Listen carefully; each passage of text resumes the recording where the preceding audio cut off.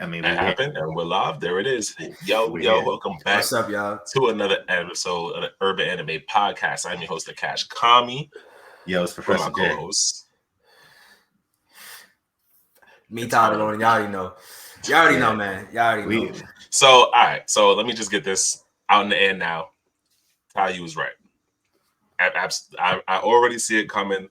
The flashback is leading there to the point where they get to Egghead. It's leading there. It's all going to tie in together where Dragon's going to be on the island. At this point, it's already written out. Like, I can't see another direction for it to go. I know Kuma's going to be there. For sure, Kuma's going to be there. Yeah, but you don't think Dragon's going to pull up? Kuma might be enough, to be honest. I don't know about that. I don't know. Hear me out. All he has to do is pull up and just push everybody. So just start wilding. Just go that, really rocking through the cloud, and they're gone. I like that the niggas immediately pointed out, yes, the pawpaw fruit is like that. It's a fruit that people would want. It's a sought after fruit. Special fruit. Yes. Niggas want that. Niggas want that. Makes sense. Ivankov Rob. That is the craziest what if I can even think of. What if? If he had Kyle's fruit instead of his own fruit? Different. Yeah, that did come out the chance. that did come out the chance. And him being the commanders, over. That's a scary situation. I think the revolutionaries look way different if he got that dragon fruit. If they got Kuma and Ivankov, yeah. Well, that's a different trio.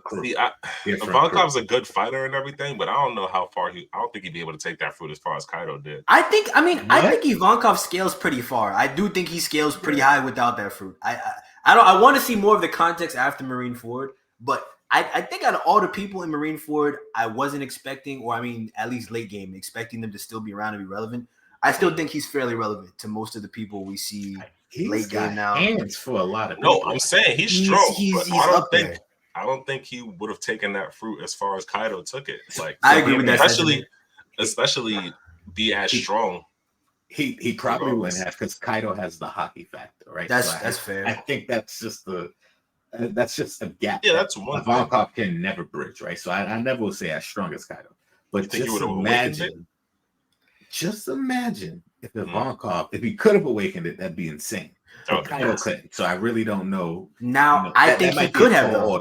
I think he could have awakened it, because I think it came more to I think he had to physically catch up with it, and maybe that might have been what kept him back ultimately, Ivankov, hypothetically. But I think he could have caught up to the mental aspect of it, because just as a character, he's unwilling to stop just striving for freedom. Like, nigga wants what he wants. He's doing what he's doing. Yeah. He's on it. He's on it. Like, he's like, I get it. Yeah. You know what I'm saying? So maybe physically he couldn't catch up, but I think if he did have the fruit, he would definitely still be a problem. That's an issue. Oh, yeah. I was just thinking about a hybrid dragon Ivankov dancing on people with new Kama Kenpo. That's an issue. Not most people. Most people aren't handling that. Yeah. That's rough. I'd say 90% of the verse ain't handling that. Like, that's an admiral. I don't want to sit here and say that like just too loosely, but if I'm being real, seeing the admiral's durability now, I'm fairly confident that someone with Kaido's devil fruit and I would say good hockey would probably, I'm not saying be the admiral, but I would say, stand there with him. Stand in front of the nigga. You know what I mean? Deal with him. Alone makes the admiral have to work. No matter what, you have to work if you're standing in front of that fruit. A dragon, for sure.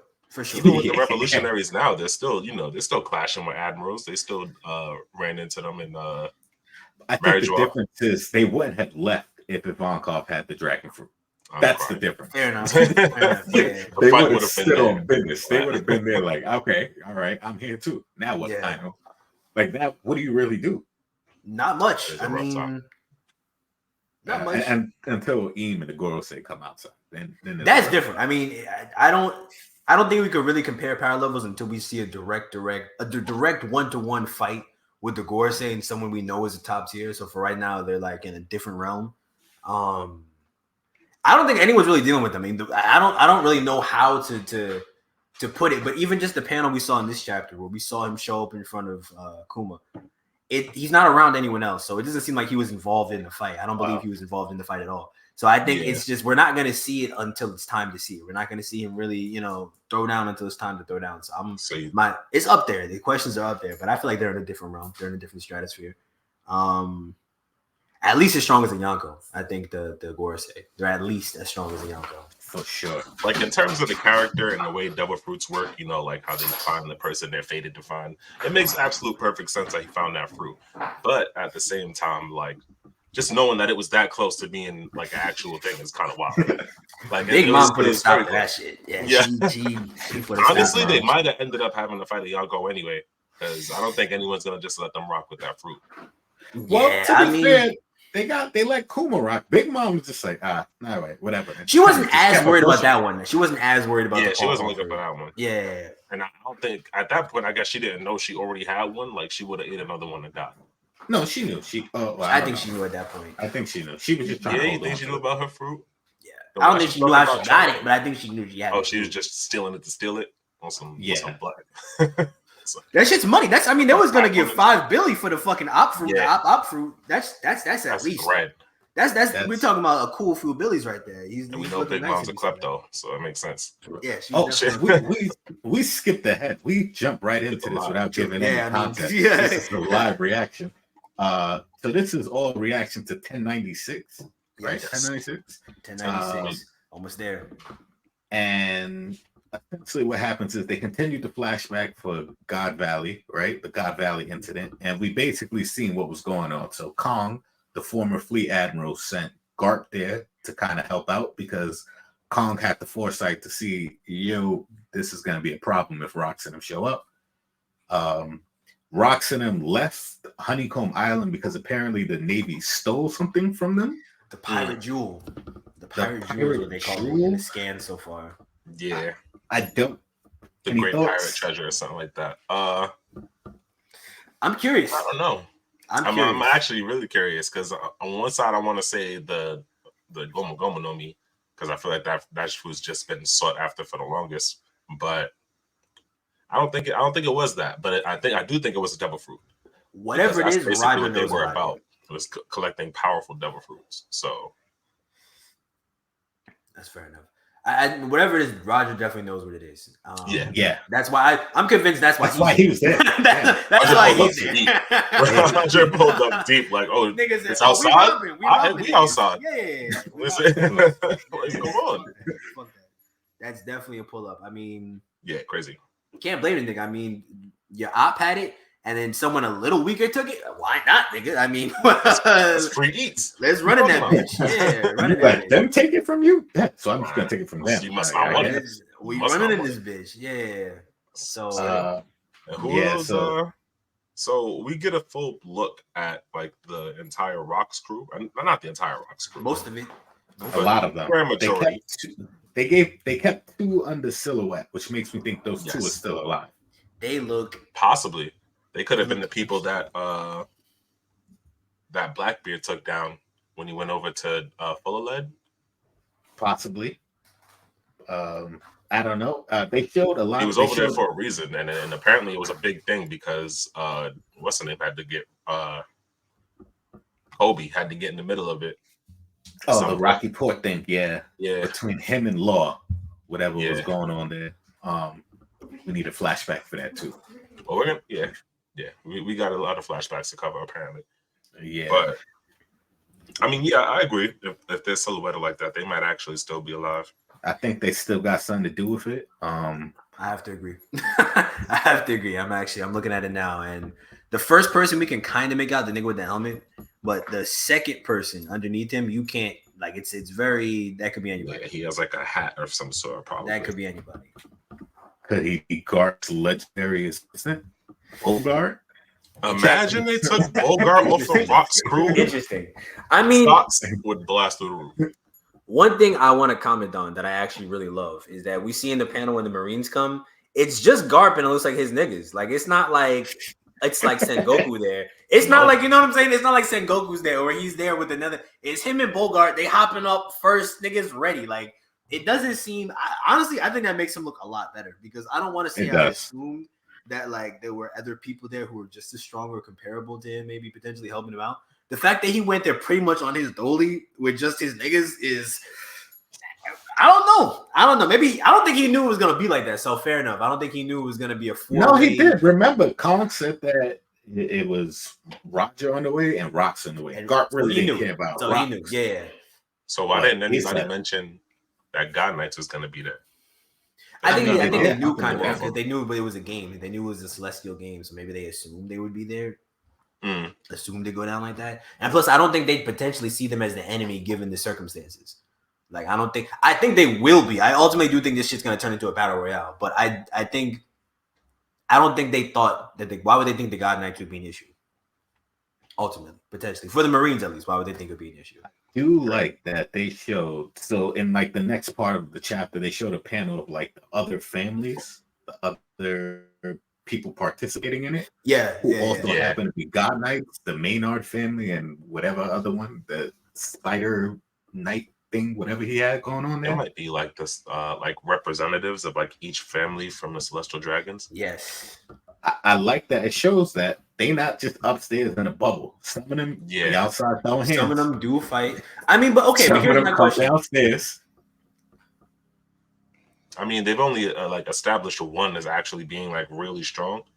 I don't really. I kind of look at them as like they're in a Skypiea situation where it's like I'm sure that there are some of them that are strong, but in the sea for real, like I don't think they're really on that level. I think Garland probably is.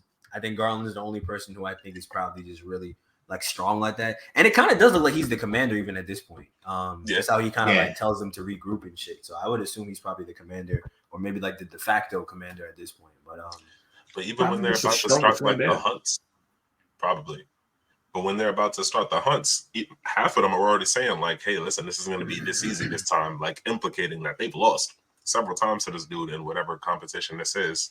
I mean, he's the favorite. He's the favorite, which doesn't surprise me given what we're assuming he's going to be related to his dad. Yeah, so he's tagged in somewhat. He's gonna be tapped in. Nigga's gonna be tapped in. He's gonna have some abilities and shit like that. I'm curious to see the first clash. I'm assuming it's Whitebeard, like you said, Professor J.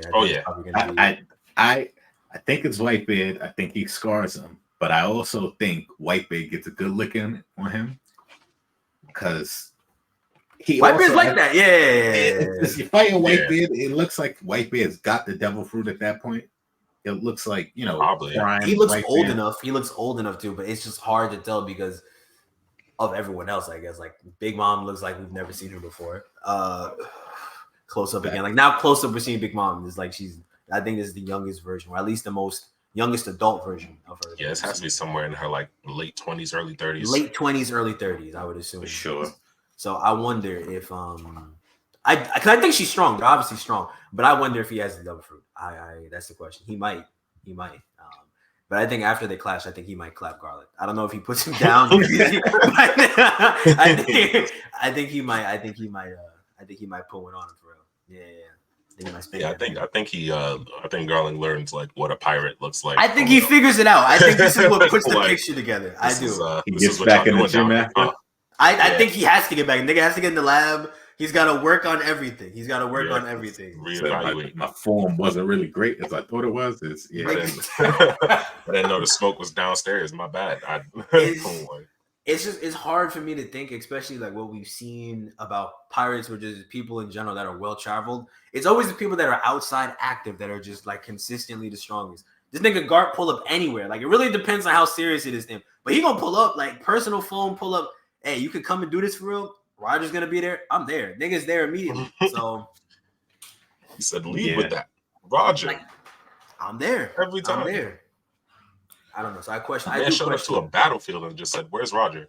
Man hopped off the boat first with no help but his niggas, nothing but his dogs. Like he's like that. I don't know. Point Roger out to me. That's what I don't care about none of y'all. Everybody else can sit back down. I'm just looking for Roger. Straight line through him. Crazy. I love that. I actually love that. I'm happy to see Shiki again. I was very excited. Shiki, that's wonderful. Boy. Shiki. Did y'all notice that's not Shaki? That's in the rocks. Yes, Rosia. I actually love that too. So she was a pirate and she was on Rox's crew. That's nuts. Yeah. Yeah, That's crazy. That's crazy. Yeah, I don't know. It's one of those ones that I don't really know what to say about it. Like, no one was capping. Who knew? Yeah, everyone was really like that back in the day. Like, everyone was really, really like that. I don't know what happened. And I guess they all got smoked. Boy, she was talking hot. He was saying, "Who the fuck are y'all talking to, bro? Who put y'all in charge?" I'm like, blow you out my way. That's crazy. Talking to Whitebeard of all people like right. He's not playing. Okay, he must have died. Right. Like he must have died that day for real. Like because he felt like he was like Whitebeard was the world's strongest man after all of this. So I don't know where was he. Where I need to know the timeline. He must have got smoked. I need the timeline. I need the timeline of how shit played out because we still haven't gotten like we haven't gotten the meat of the battle. We just saw like the introduction to how this shit kind of begun. So I need the timeline to see how it played out because I could definitely see this is where Whitebeard got his reputation. I know this. We know Roger got his reputation here. We know that Roger was obviously well known, but this is where he became. Niggas was like, oh, okay, he's all right. Like this makes me really feel like Whitebeard did not fight on the behalf of the Rocks Pirates at all during this. I think whatever they was looking for, he went and grabbed that and got out of Dodge. It kind of seems like that's what the vibe is, though. That's what everyone's kind of alluding to. Like Big Mom's like, I'm gonna be the first one to get this shit, and I'm gonna see y'all later. Like that's what everyone's kind of saying. So because they explain Rox's crew pretty well. Like it's just a group of strong people. Like there's no like actual like unity there. You know what I mean? They're fighting each other constantly. Hey, I'm also gonna say none of them look like they really respect the Rocks. That's all I'm gonna say. I mean, I don't think they do because he's not their leader. He's just the nigga that put the pieces together. He put the plan together, but he's not their leader. Like they don't respect him. I just don't think that they'd really fight him though. That's what I would assume. Because to me, we haven't seen a nigga, but he's giving me a lot of Luffy right now. Nigga's out, he's gone. Like it's talking about don't run off. Like he's just an evil Luffy. Yeah, just that's it. I'm curious. I'm genuinely he don't care what goes on with the world. Like he just want what he want. he don't care. Like I got murderers, killers, gangbangers on my team. Like they're all here. I'll do whatever. But they just hear as the world's largest distraction. Well, I do what I want. Like, and I don't think he leaves the island. Either he's like in hiding right now, or this is where he dies. I don't think he leaves the island. I think this is where his legacy gets snuffed out for a reason. So either he doesn't leave the island, he dies, or he's in hiding right now. Those are the only two options I have. Well, with them showing Saturn, that shows the Gorosei are actually down there. So he could have really fucked around and found that. That's what I'm saying. At least one. It could have been a wrong turn.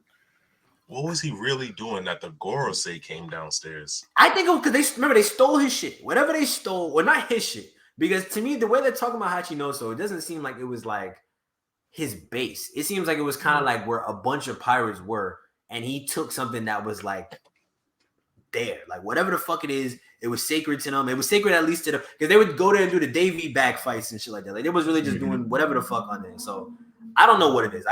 Whatever the fuck it is, it was sacred to them in some way, shape, or form. It's insane. It must be important enough that makes them say, "I'm gonna pull up on the most protected people on the planet." I think the Gorosei being there means it's a trap. I think that's what it is. I think they wanted at least the Rocks Pirates to come there. I don't know if it was necessarily. Why is it always Garcia drawing the short straw, bro? Like what happened? I mean, he's isn't he the minister of defense or whatever it is? Like the science war god type thing. I don't know. All I'm saying is there's four other people in the room. Like, is he bad at rock paper scissors or something? Like, I'm not going. I mean, he might be the weak one. That's what I'm speculating. He might just be the one that want to be outside too. You might be. He volunteers every time. He's like, I think he might be the lesser. I'm down. I'm here. I think he might be the lesser, and that's why I'm okay with Dragon beating him. Because if Dragon pulls up, and I'm not saying he smokes him effortlessly, but if Dragon pulls up and puts him down, and then later down the line when we see all the Gorosei in motion, and Dragon's having a hard time, it makes me like, all right, at least it makes the end game a little bit bigger in that sense. But I can see it go, well, at least maybe some of them. I can see there being levels. That's what I'm saying. I don't think all of them are like one static level. I think there's definitely like. I definitely think the Swordsman is top 2. And I don't know who's going to be top 1, but I definitely think the Swordsman is top 2. I think he's up there. I think either the Swordsman is number 1 or the bald nigga, the Top Man. I think Top Man is up there. He's always talking. Like he's one of the Gorosei that's always speaking. Like niggas always like he's just always the first one to speak and shit. Like when they're being addressed, even in panels.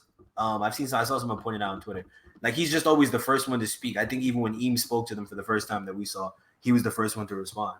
So I don't know if he's like the leader or some shit like that. It doesn't mean he's the strongest, but I don't know. I feel like there might be one of them who is he won the most 1v1s. Maybe he saw them the most. Like, you know what I'm saying? Like he could have really been like that, or maybe he's just like Eames' trusted ally. He might be Eames' right hand or some shit like that. I was gonna say maybe his field like involves more of like world knowledge than the rest of them. Yeah, but that could be true. So he has to be downstairs and active. Yeah, at least for the most part. Or at least controlling most of the shit that's going on. Like he's the one who's like really moving the way that. Because who do you think controls the Marines? Like I know that all the Gores have input, but I feel like there's one who's I forgot their roles as. There was one that was defense. It was like one was like fucking agriculture. It was weird as fuck. One was one about farming. Let me see. And then it's all to see, like maybe like it because it doesn't have to be 1-to-1 what they do. These could just be titles, honestly. Yeah. I mean, I kind of do believe that the science defense has a tie-in to why he would come to Vegapunk. Like maybe he feels like he could take over what it is that Vegapunk's already completed. Yeah, it's defense, environment, justice, finance, agriculture, and scientific defense. So I would assume Justice Warrior God would be in charge of like the Marines, right? I think that he's the one. I think he's the one who's the number one. And if he's the bald one, not the bald. They go out of their way to put him in the middle. Yeah, he's the one that I feel like they always represent as like the central one or whatever the fuck it is. I mean, he's the talker, so I can see that. Yeah. But yeah, so later in the chapter, after they showed everyone pulls up on the island, and it's basically this big brawl ensuing. Essentially, or they're setting up for like a big brawl while this hunt is going on. Also, Oda's doing a really good job of making us hate the celestial dragons just a little bit more. Oh yeah, they're just scum of the earth, really just terrible. Really playing it up, honestly. And they just capture slaves to have manhunts, like capture over and over. with a crowd is crazy. I mean, they confirmed no survivors. No one has ever survived these games. People don't survive these games. If you're here, it's pretty much a death sentence. But they had to like. Honestly, I don't even know how they managed to break in and get the devil fruits like that. That was crazy. I mean, it seems like there's just so much commotion. That the commotion is crazy because I don't know if. I mean, they knew. That's the thing. Once Ginny, like she at the end of the chapter, we see that she's or somewhere in the middle of the chapter. She's talking about how she's like a professional wiretapper, and she's the one that leaked information 2 weeks earlier about what was really happening here, type shit. I feel like they knew how to get to it eventually. Whether those devil fruits were brought there, because I don't know how long. Like, how long do you think the Celestials had been at God Valley? Do you think they pulled up like the day before? And they just like took over and shit like that, or I think it took them some time, maybe like a couple of days before because they brought 13,000 slaves. They brought a lot of I feel like it wasn't like an easy just 1, 2, 3 thing. So I feel like it probably took like maybe that was the amount of time it took. The 2 weeks was the amount of time it took for all the shit to get set up, right? So in between that time, from the beginning, and just figured out how we can get to it during the commotion and shit like that. So that's not too crazy. Right. At the end of what surprised me how Big Mom got there so quickly. That's what I'm talking about. Big Mom pulled up with like she's moving immediately was there. Could have snatched both of them. I mean, unless Kuma was just like really quick at that age. Like, I mean, I don't know, but didn't he already eat the fruit? He like shoved it in his mouth. The other one. Yeah, she got it. I mean, she took it right away. She definitely she targeted Kaido's fruit. She was just like, no, I need that like ASAP. I'm surprised Ivankov actually survived that. He coughed up some blood, but it was not a kill shot on a child. She just kind of yoked him up. Smashed him into the earth. One time, nigga is in a crater. He got hard. Yeah, he does have heart. I give it to him. I see him later on in life, so he did have that dog in him. He definitely did have that. I mean, Kuma ate a hit from Jay Garcia. Honestly, it looks like he didn't touch him either. It looks like it was another a wake attack, right? Like he just looked and just looks like he just slapped him. I mean, you know what? In most cases, that just blows off people's heads. So I guess him being a Buccaneer just made it like a little bit harder. His durability is definitely spiked with the Buccaneers. Yeah. Like he definitely Yeah, has. so I think you're right. I think it's that because if you look at the chapter, he immediately gets right into racism right after he takes one of those hits. Like, exactly. Just like, nigga, you should be dead. Like, that you were born to be a slave. He gets right into his xenophobia, just right there. Just gets in his bag real quick. He said some Nika, bro. His face said, "What did you say, nigga?" He said, "What the fuck did you just say to me?" Man, so who taught you how to read? That's crazy. Like, said you bitch ass. Talking about fucking Nika. I'm gonna show you some fucking Nika. That shit crazy, bro. Calling it the hands of liberation is also wild. I actually like that though, because I mean, genuinely, it seems like that's the main ability of the fruit. It seems like that's like what people know the fruit. You could just send niggas far with the fruit. It don't seem like people really acknowledge all the other capabilities and shit of it. So.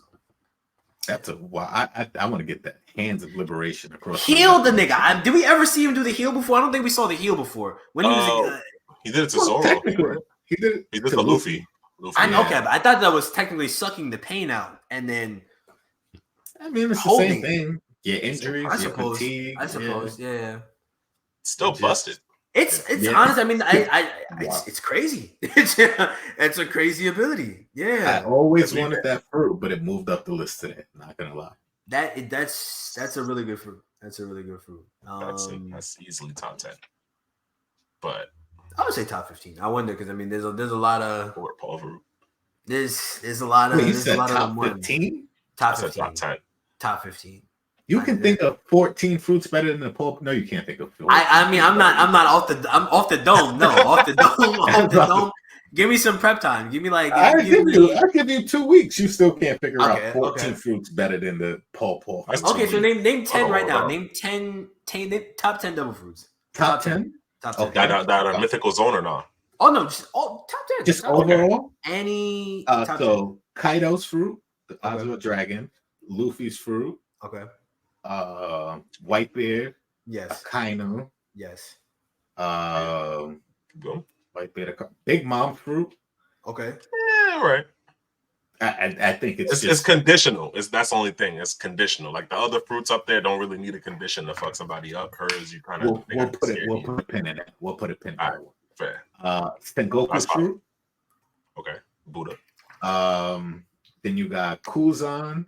Then you got Kizaru. Then you got Enel. I'm about to say no Blackbeard. Where's Blackbeard? No. No Blackbeard. You can. I ain't get to. That's 10. That's 10 right there. Honestly, I'm moving. Okay, all right, and that's the paw 10 is Kuma right there. 10 is Kuma. Okay, so those are the only 9 fruits I would take above Kuma's fruit. I would take Kuma's fruit over Enel's fruit.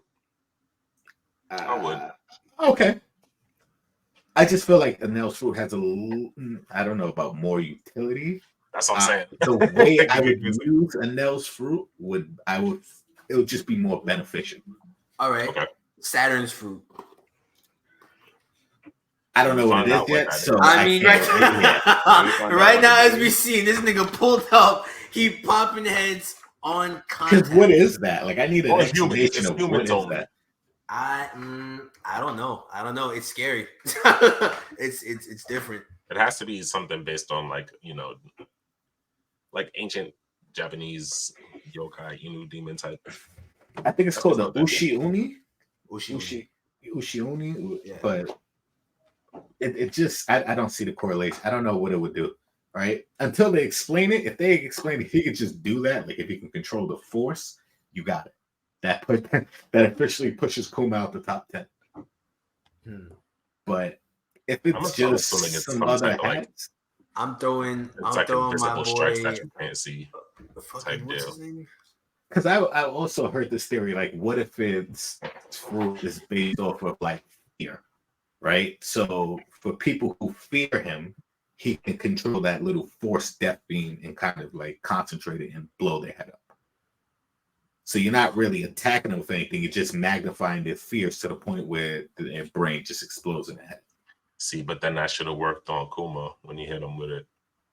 Kuma was just a little scared crybaby. Like, well, he didn't know who it was. He didn't know like really who that was. It was just a random guy that just pulled up and attacked him. Yeah, a random spider demon. Like wasn't he like still in his half form? Nah, he was human. Just standing there. Yeah, he just pulled up. Fair. So it's just old, I definitely think it's durability though. I think it's like being able to tank it or not. I just think you can't see it. I think it's like a telekinetic. Kind of thing. I think it's some kind of like. That's what it looks like to me a bit. I think it's like a side effect of his actual ability. I don't think that's what his ability is. I just think it's like a part of his ability. But yeah, I think you can probably deal with it if you have hockey too. I don't think it's like if you can block with hockey, I don't think you probably do as much damage. Or if you have good observation and can detect it at a certain point. Yeah, good observation. Mm-hmm. Yeah. So you got 4 more fruits to add to that. So oh yeah, Law's fruit. Law's fruit is up there. I forgot about Law's fruit. Yeah. That's a pretty good fruit. I feel like Law's fruit alone pushes it outside. I feel like it pushes it outside. Okay. Yeah. That's all right. So you're right. You got it. Fruit. Bartolomeo's fruit is honestly fucking crazy too. I'd put that even. I put that even with the pawpaw. I don't know if I put it above because the pawpaw fruit is. I don't know. You can reject an attack. Fruit. Yeah, you can reject an attack with the pawpaw fruit. I wonder what the levels are of that too. Like if the forget reject an attack, I can reject a memory. You'll get you even have a devil fruit. I'll just take that from you. If you could do that, that's crazy. Yeah, if you could dissociate someone from the devil fruit, whoa, okay. Not even them from the fruit, just because you can take memories away. So I move at the speed of light, sneak up behind you, and got your devil fruit memory. You don't even know it exists anymore. Yeah, they shouldn't have showed him being able to move like that. What if you could like reject the space that someone's in, so you just like reject where they exist? I think you have to make physical contact. I think that's the key. So if you ran up to them, claws have to touch. If you ran up to them and remove something after you make the touch. That's. But I don't know how far that extends to. Yeah, that's the main issue with his fruit. I mean, how far does it go? I honestly, now that we're at this late game stage, I think the limitations of the fruit are of the wielder. Like, if you don't think it could do that, then it won't be able to do that. I'm going crazy with that fruit. I genuinely believe that. That's why I don't think like Bellamy's stupid as fuck. He's genuinely dumb because there's a lot of stuff he could have done with the fruit that would have been interesting, but he's like he didn't think about it. Like I think every fruit has the potential to do some really like unusual shit if you really push the capacity of it. Like you think of some weird off the wall shit. If I had fruit, I'm making nukes. I'm splitting atoms. I'm doing wild shit with his fruit. I'm doing wild stuff. Are you joking? Oh no, villainous things. You say your body is 75% water? What if I separate all the hydrogen and the oxygen? Matter of fact. What if I remove joy from your life? Just all together. Just say goodbye to your marriage. You'll never remember your family. Say goodbye. Sure that's fucking terrible. Remove somebody's liver from their body. Imagine your fucking core vital organ gets removed and you just have to deal with that, deal with the process of that. I don't know. That's unfortunate. I wouldn't want to fight him. At all. I wouldn't want to fight him. I'm hoping the fruit can't do stuff like that. Like to me, there's no reason why you can't. If you less physical. You know what I mean? I'm hoping that you can't just like remove somebody's limb just off contact like that. Like, because now there's really no answer to it. But if you keep it on like, concepts like, pain, memories, joy, anger, stuff like that, like I can work with it. It would make sense for it to fit in the story somewhere. But I think only Kuma thought to use it like that because of his personality, because he was such like a gentle giant. So I think he only figured out. I think a normal person would start off trying to separate like limbs and stuff like that, and it will take a long time before you figure out you can do concepts. I agree. I don't think most people would go for the levels or how he fought in particular. I think most people would go for deadly I think I would. That's what I'm saying. I think I would immediately try to see. I'm pulling up on every island like this, condensing an air bomb, waiting for somebody to try me. I would just test the limits to see how far it could go because it's a yeah, it's an issue. It's an issue. I would just use it as like a regular teleport, honestly. For sure. I mean, you could just use that as the main ability. You could have like 2 or 3 different fighting styles with that ability and just fall back on whichever one was more like useful in a combat situation. That's how versatile that fruit is. Like it's the fact that Kuma didn't use a weapon. He was letting many people off. Who was gonna hit him? That's not. But imagine if he had a sword. A gun. To me, if he had, I feel like he should be more offensive with that fruit. I feel like he should be more of an offensive fighter. Like he should be on your ass fighting you. Like I don't feel like he's because like you could like slap swords at people and they would move way too fast for anyone to dodge. I mean, I would just slap mad objects at people and like, what do you do? It's moving faster than your eyes could pick up. It's gonna blow right through you. I'm telling you, his liberation is just it's broken. Some people have fruits for a reason. That's all I can say. And Nell's fruit is busted too. He's living proof. Nell's fruit even crazy. Busted. Yeah, Nell's fruit is wild. Busted.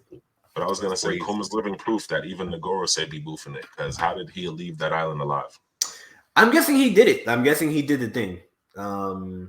He just pushed himself. I think he pushed, like he might have. I don't think he left the island initially. I think he might have just pushed himself away from there instinctively, and then, or maybe he pushed the Gorosei guy. Maybe, and launched him somewhere. That would be crazy. That would be nuts. Crazy. Saturn just woke up back at the red line, like, huh? I don't think that he wouldn't have gone home if that happened to him. He was nigga can't go back. I gotta find him. What's his bounty? Nigga can't go see Eam after that shit. What? Yeah, because that's nuts. Hey, Eam, we lost like 6 devil fruits during this whole. All the slaves escaped. Every slave. All the slaves escaped. Well, no, Ivankov said what 500 out of 10,000 is. That's still a lot. I mean, that's yeah, that's a good. That's more than who escaped the last couple hunts apparently. But I mean, the fact that slaves escaped from the Celestials at all. If you escape the Celestials at all, like it's just it's one of those things. Yeah. But the perfect person for a distraction was there. Yeah, the strongest people currently at that time in the world making a scene outside. You have more than enough time to get a couple people out of there. Yeah. And if there was any doubt about what's her name, Jenny, being Joey Bonnet's mom. Oh, yeah, that's Bonnie's mom. Yeah, that's gone. Yeah.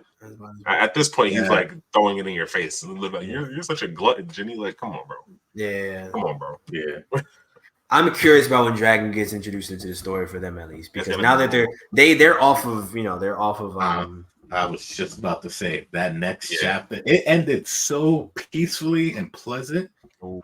This is not a good sign. They're on Sorbet now.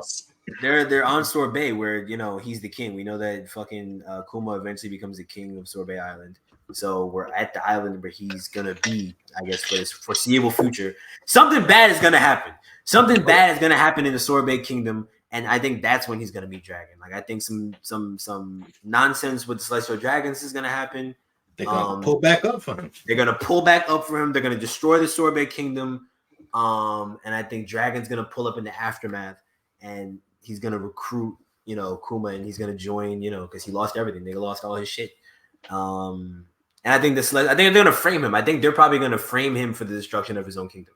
I think that's how he got the name. The Tyrant. They call him the Tyrant. You know what I'm saying? We know he's not like that. So I think that's how he got the name. They framed him for whatever's gonna happen in the future. I think the flashback is gonna continue, obviously, but we're gonna see what really happened to him ultimately. But I think Dragon's gonna get introduced, and whenever he does, we're gonna have the flashback go end right back. Dragon versus Saturn. Be a repeat where Dragon shows up when everything's done. I think he's gonna pull up in time. I think this nigga gonna pull up in time.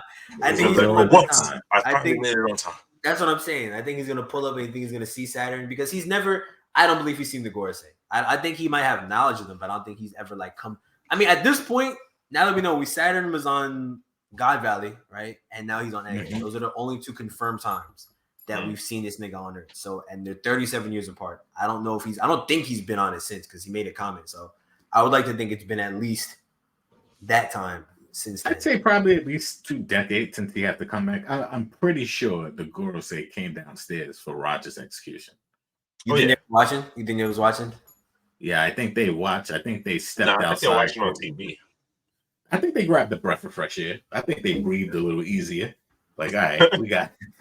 He's not here Roger anymore. on the board. Rox is already gone. We're looking. I feel like Roger was more of a symbolic. I mean, he already did it. Roger was more of a symbolic situation because nigga already found out the truth, and I think they know he found out the truth. So they wanted to help him for killing him. They wanted to besmirch it, but ultimately, I don't know. I don't know if they cared as much about it afterwards.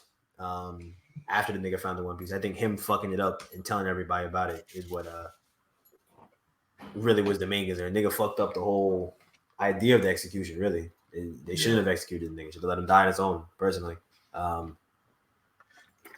you don't kind of let. That's the one thing they got right. You capture him. However you get your hands on him, you end it. The thing is, I would have just killed him and then like put his body on display. No chance. They shouldn't have executed him in public. Yeah, they should. I don't feel like they should have executed him in public, if anything, because to me, all they did was give him, or at least give the nigga time to talk. Like, why did y'all give the nigga time to talk? Like, what the fuck? Right. Why y'all, like you said, you could have just played his body afterwards, strung him up afterwards. Like, you should have killed him in a room. I would have. Yeah, he would have had a public execution in front of Ian.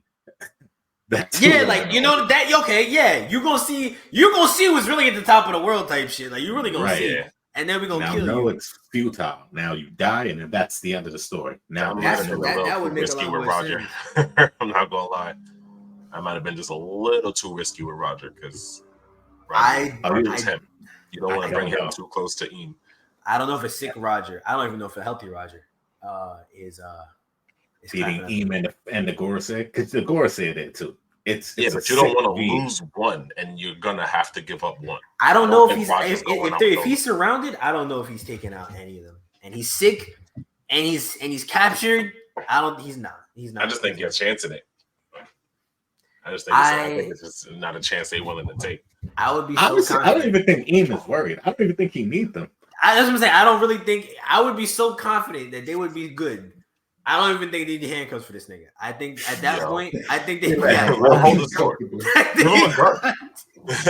Let me give this nigga a sword. Hold on. I think they'd be all right. I think they'd be smooth. Like, I don't know. I really think Eames is that. Yeah. I just feel like Eames gotta really be like that. I genuinely feel like Eames has to be on some otherworldly shit where it's like no other, like, there's no potential threat in the world. That's why he's not concerned about shit. Niggas gonna follow whatever plan he plan on doing because he don't really have. Why is he so hateful? Like, there's nothing. It's because he's scared. I think he's scared of the possibility. Like, he's one of them niggas that's afraid of just the possibility of something, but there's not actually like a real threat. Who's really? I don't think there's anyone who'd really be able to box with him. Just like the perspective we've seen of how the world works, I don't think there's anyone who'd be able to throw up the ones with him at all. But I think that's why he's so, like, he hates Nika and is afraid of Nika so much, because Nika wants to unite the world, and that's pretty much the only thing that can stop him. Yeah. Like, I don't think, like, what's he doing about the whole planet? I think that's the whole plan with the whole extermination of other races. We talked about it a while ago, but like that's pretty much why we've seen so many races get wiped out. All the races with like unique abilities or just, you know, advantages or traits in general, all them niggas get clapped.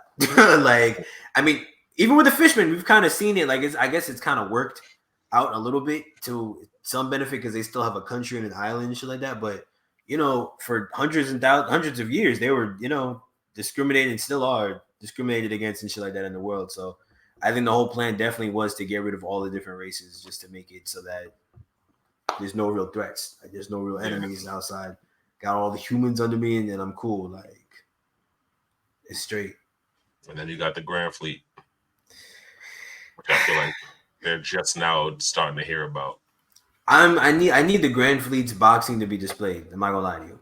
I need their boxing to be. I need some exhibition.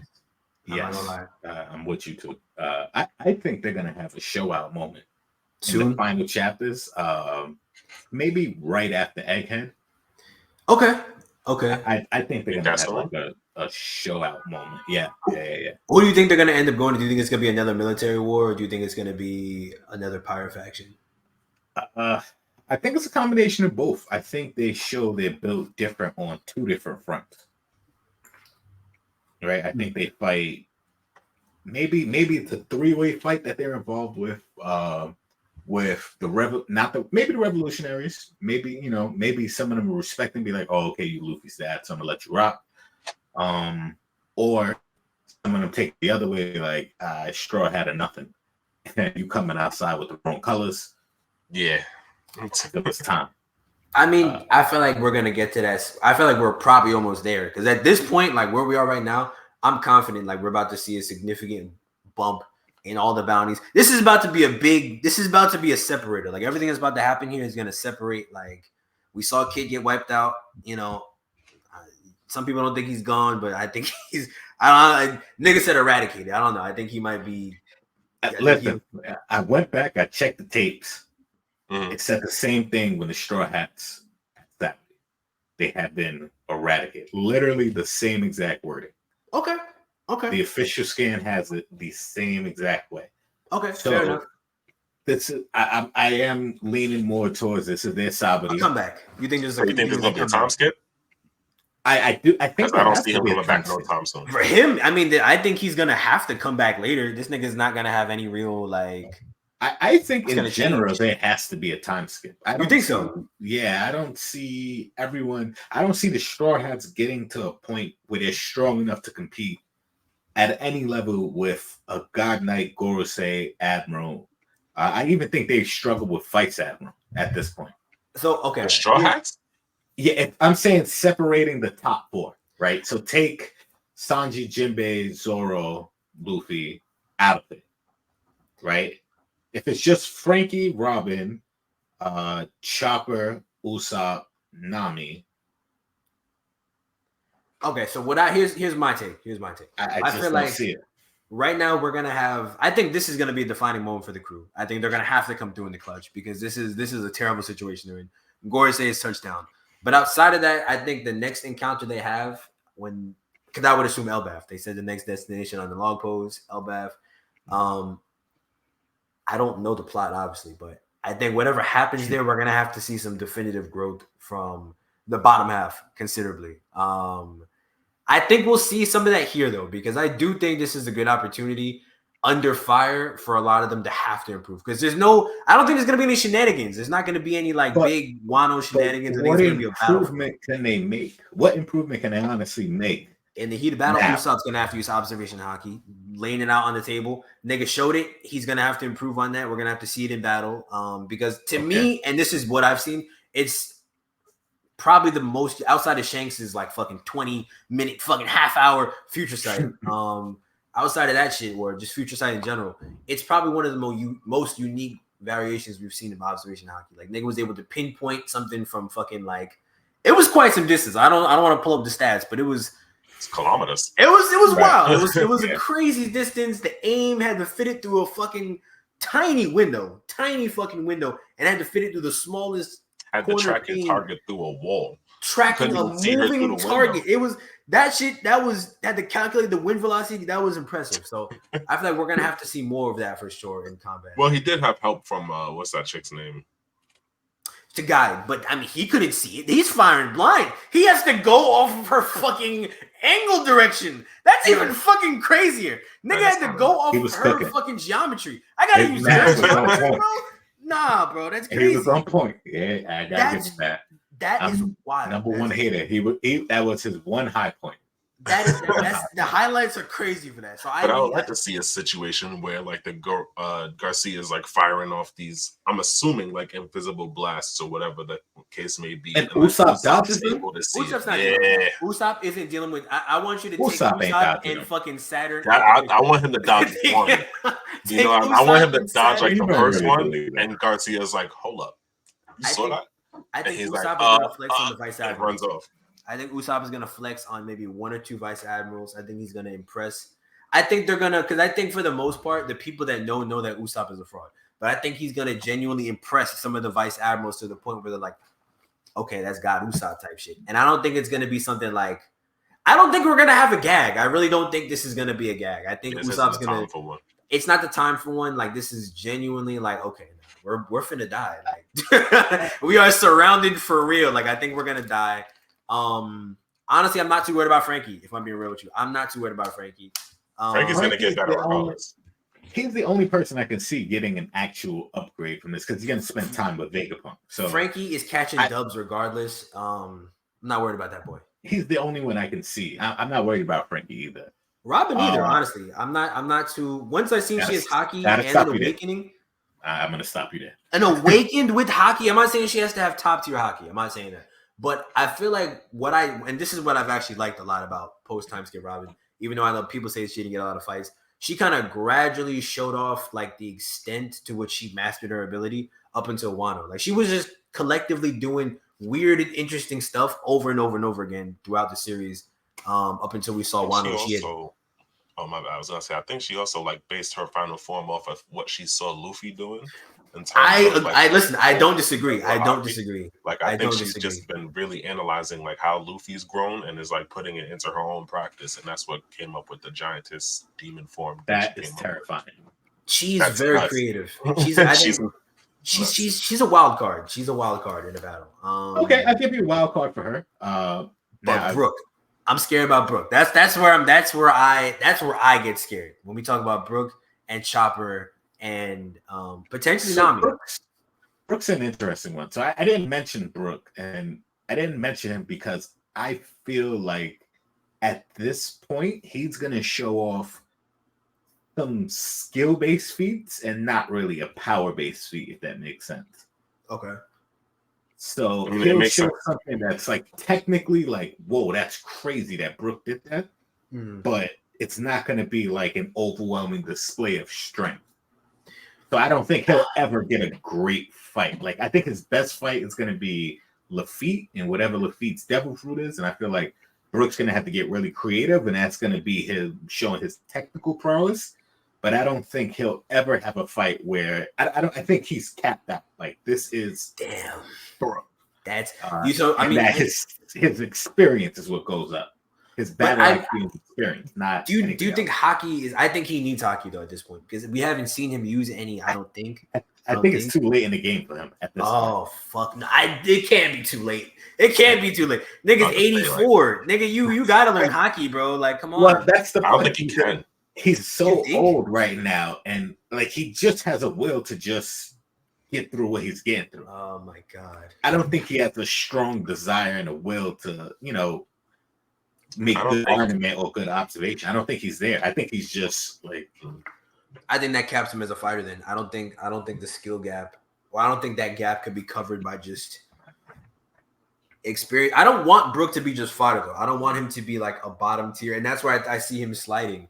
If I'm being honest, I see like I see him sliding. I see especially if like I think Usopp's gonna develop it. I think he's sliding. If Usopp starts, we already know Usopp has Haki. If Usopp starts to develop Haki and we see him do some stuff, all right, he's looking better and he's got Haki. I gotta start looking at him better. And then Nami's also kind of like unpredictable in terms of what she could do with the weather shit. I don't really know how far they're gonna end up taking. How serious they plan on having her as a fighter, we'll have to see. But like, I think Nami's also a potential, at least in terms of like AP, her damage. It seems like when she has Zeus or she's using Zeus, it's not quite Big Mom, but it's close. Yeah, it's close to Big Mom's lightning based attacks. So it's close. Yeah, I get you. It's interesting. I don't see what other. I don't think Nami is strong enough yet to deal with even like a Toby Robo level threat. And that's what I'm saying. That's why I feel like he's dealing with a vice admiral. I think we could see that. We could see that. The vice admirals kind of vary in strength, and I think they'll have to get caught out there for the most part. But I think get caught. If you get in a 2v1 with a straw hat, if it's Nami and any other straw hat in the bottom tier, I think you could probably chalk that up to a dub. If it's Nami and Brooke, they cook it. They put a number. Yeah, Nami and Brooke, even Nami and Chopper. I hate Chopper. Like I'm a proud Chopper hater. Chopper's undefeated in team battles. I want you to look up the stats. Chopper's undefeated in team ups. He is undefeated. Chopper has some great follow up. He is undefeated in team ups. I think he's a good follow up. Let that nigga stay in brain point. Let's figure out a strategy. Why did they stop using brain point? Is my question. Why did that stop? Why did they stop using every point? They stopped using every point. They had horn point, hoof point, kung fu point. I think someone said it's because Kung Fu Point is the easiest to draw. So nigga just that like makes a lot of sense. Nigga, he's just in Kung Fu form. He probably has like an aneurysm every time he thinks, "Oh, this is a good time to use horn point." He's got mad intricate lines. Not trying to do it. I think that's why Chopper doesn't have fights. He's annoying as fuck to draw, and like each form is mad intricate and different. One form is just a buff dude. That's not difficult to do. I hate the new Chopper though. Like I feel like the old Chopper was interesting. I don't know. I don't like Chopper. I don't really. Yeah, he's kawaii. Otis said it, man. Otis said that the editors told them that he got to keep Chopper cute because the merch, the bag, they're keeping the lights on over there. It's crazy. I didn't know it was like that. Shouldn't be the case. There's so many characters. There's so many things to purchase. I feel like Chopper should have. I had a lot of potential. I remember fucking Annie's Lobby. I'm like, Chopper gonna be a dog later on. Like, they even made the little Sunny in the movie in One Piece film Red. Still haven't seen. still haven't watched it. Still have not watched.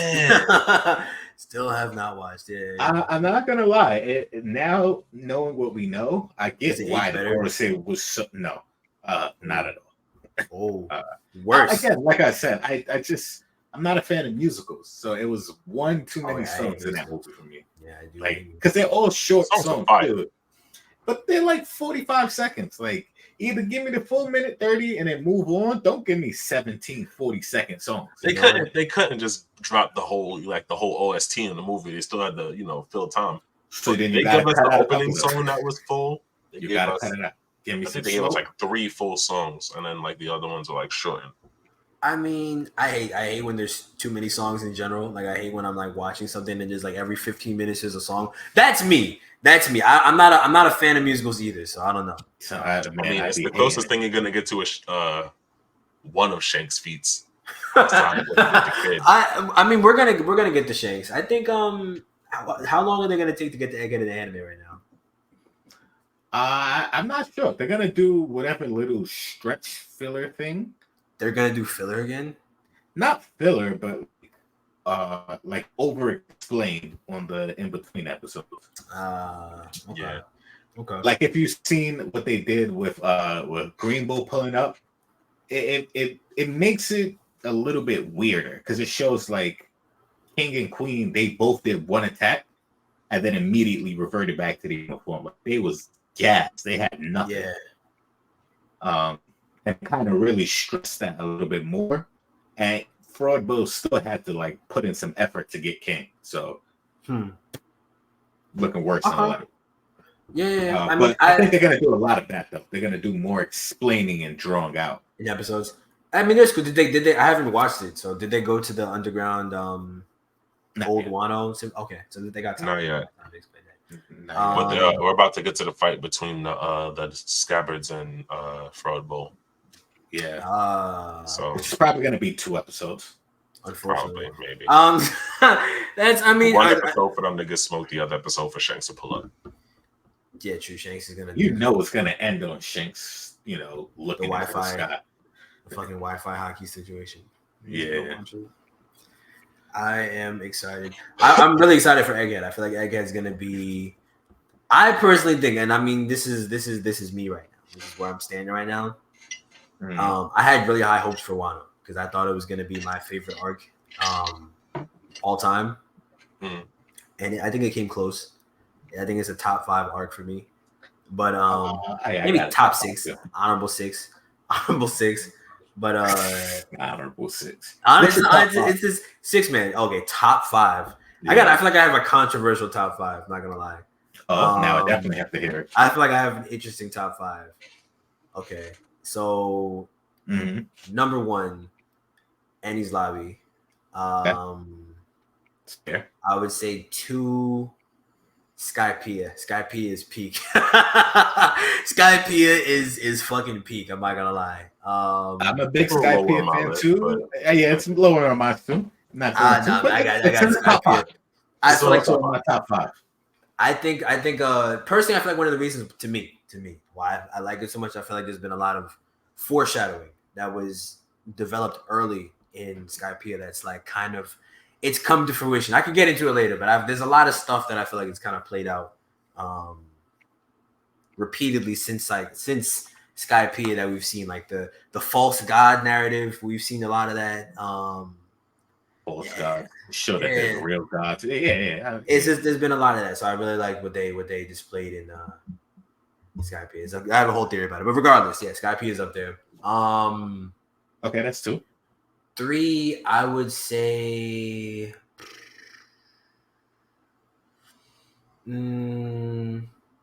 Honestly, Whole Cake Island. Oh, I almost ended. Yeah, no, listen. Thriller Bark. Whole Cake, listen, Thriller Bark. Thriller Bark. Crazy. Thriller Bark. Whole Cake Island is honestly, it's sneaky. It's sneaky good. It's sneaky good because I remember the first time I read it, I was like, "This is some bullshit." I mean, at least the first half. The first half was some bullshit. First half is awful, especially with like the Sanji part. I wasn't feeling it. But I feel like on the reread, at least on maybe like the second reread, and then also on like on a rewatch, I'm looking at the narratives and the way this shit is playing out, and honestly, like just the way that they assembled a few of the fucking worst generation there. Jinbei abandoned fucking Big Mom's crew, ruined the wedding. Ruining the Yonko's wedding is insane. I'm not gonna lie to you. That's a crazy feat. I want to say that's probably top 5 worst embarrassments in the One Piece verse. Pulled up, ruined the wedding, ruined the cake, destroyed the castle, had her go into a hunger pain attack, destroyed some of her islands, and escaped. And beat her 2 lieutenants and her top dog in a 1v1. I mean, not Cracker, but in a 1v1 with Katakuri to the death in the mirror world. That's a crazy feat on paper. That's a crazy. That's a crazy feat on paper and escape. I'm not gonna lie to you. And Jinbei. That's I don't know about y'all. I liked Whole Cake. My only issue with Whole Cake was there was a lot left unsaid at the end of the arc. There's a lot of characters that weren't like really touched on in the Big Mom Pirates. I could give you like 4 characters. I still don't know what they really do. I mean, perfect example being Smoothie. I just feel like her crew wasn't really as fleshed out as the rest of the crews really were. Like that, we figured out the whole like ranking system with Kaido's crew. We have a general idea of how strong they are. Like everything was a little more fleshed out. Whole Cake, a lot of things got brushed under the rug because it wasn't our final viewing of Big Mom. But then when we see Big Mom again, it still never really gets touched on. So I think Oda had a different plan and kind of just pivoted. Yeah, because I think he got rushed in Wano, right? So we know he rushed it. We don't know at what point he really started like cutting stuff out, but maybe Big Mom's crew was supposed to be a part of it. He said his original plan was to have like Wano was supposed to be even bigger with like Doflamingo even showing up and having a part there. So yeah, if that was his original scope and Big Mom was supposed to be a part of that, like I can see how like. If just rushing and cutting things out, you just be like, I don't really know what to do with them. Let me just have Marco kick them off the waterfall. I mean, I feel like because to me, I blame Big Mom's crew not getting fleshed out more to Wano, like you said, because to me, even when they introduced Whole Cake Island, they were going there. It was supposed to be an in and out situation. It just got crazy. They didn't even have the crew to deal with it either way, but they were supposed to be in and out. So it wasn't supposed to be this long, drawn out, battle situation. But what we did see of the crew, or at least what we did see of her numbers or her crew numbers in general, I think it justified her position as an emperor of the sea, or at least what she could do. The amount of people that pulled up to her wedding, the fucking underground connections and shit like that. I personally also Pedro's sacrifice. Pedro's sacrifices is totally irrelevant. It's like niggas. The most irrelevant sacrifice I've ever seen. You did all that. He did not kill Peros Pearl. No, he did not. But nigga died on it. Nigga, he definitely put his body down. And nigga said, nah. He said, I believe in y'all enough to fucking die for it. I'm like, all right, you know what, brother? Salute. You got He it. could have just he would have did a better job if he just would have stood there and held him. Honestly, it would have been better than just that. I don't know. That nigga would have kicked his jaw and I would have kicked his jaw into fucking mush. He blew up and only lost an arm. You did nothing. I question the feat because how the fuck did his legs not get affected by the explosion, but his arm did? Like, how the fuck did he escape? What was the escape tactic? Like, I need to know the escape tactic that his legs somehow didn't get damaged at all, but his arm. More candy. Okay. Yeah. It's like, how the fuck? It's just candy. Candy and more candy. That's it. Nigga was doing fucking cartwheels escaping. That's the only way. But yeah, I got Wano at 4. Okay. And the 5.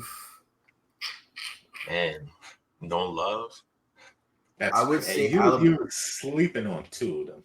But go ahead. Alabasta. I want to say Alabasta because I really do like Alabasta. Damn, no love for the Fishman arc. Fishman arc. Oh. So honestly, no. Actually, hold on. Because do we count? Sabri? Do we count Sabri, Impel Down, and then Marine? You can split them up. You can split them all up. If I split them up, then it's a different list altogether. Because it's a different list altogether. If I split them up, honestly, like it's can you make Marine Ford its own arc? Because it was almost like one Luffy adventure. It was like a saga. It was like the Marine Ford saga. And it starts at Saburi and it goes all the way through to the time skip. Yeah. So it's the same thing, but technically, like the Yonko saga starts at Punk Hazard and ends at Wano. Like that's a wild. So, all right. Okay. All right. So split them up. All right. So I would say then. Okay. Scratch that list. Fuck that list. Then. So, so fuck that list. Yeah. Enies Lobby, Impel Down, Marine Ford, Skypia, Wano. Yeah. Okay. Yeah.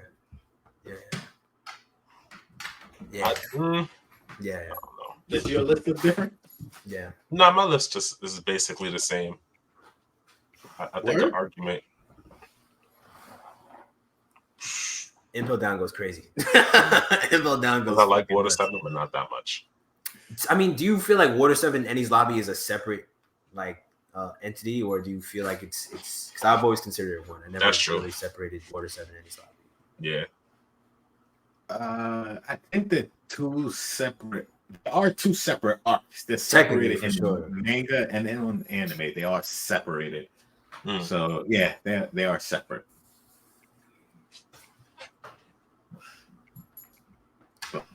So none of you got left for Sabri? I love Sabri. I do, but it's too short for me to consider it like a true arc, like a true arc. It's only maybe I don't even think it's 20 chapters. Let me see how long Sabri is. My list looks different, way different from y'all. Let's hear it. Yeah, I'll say your list. Enies Lobby. I mean, that's just probably the greatest arc of One Piece right now. Yes. Enies Lobby. Then I go Marine Ford.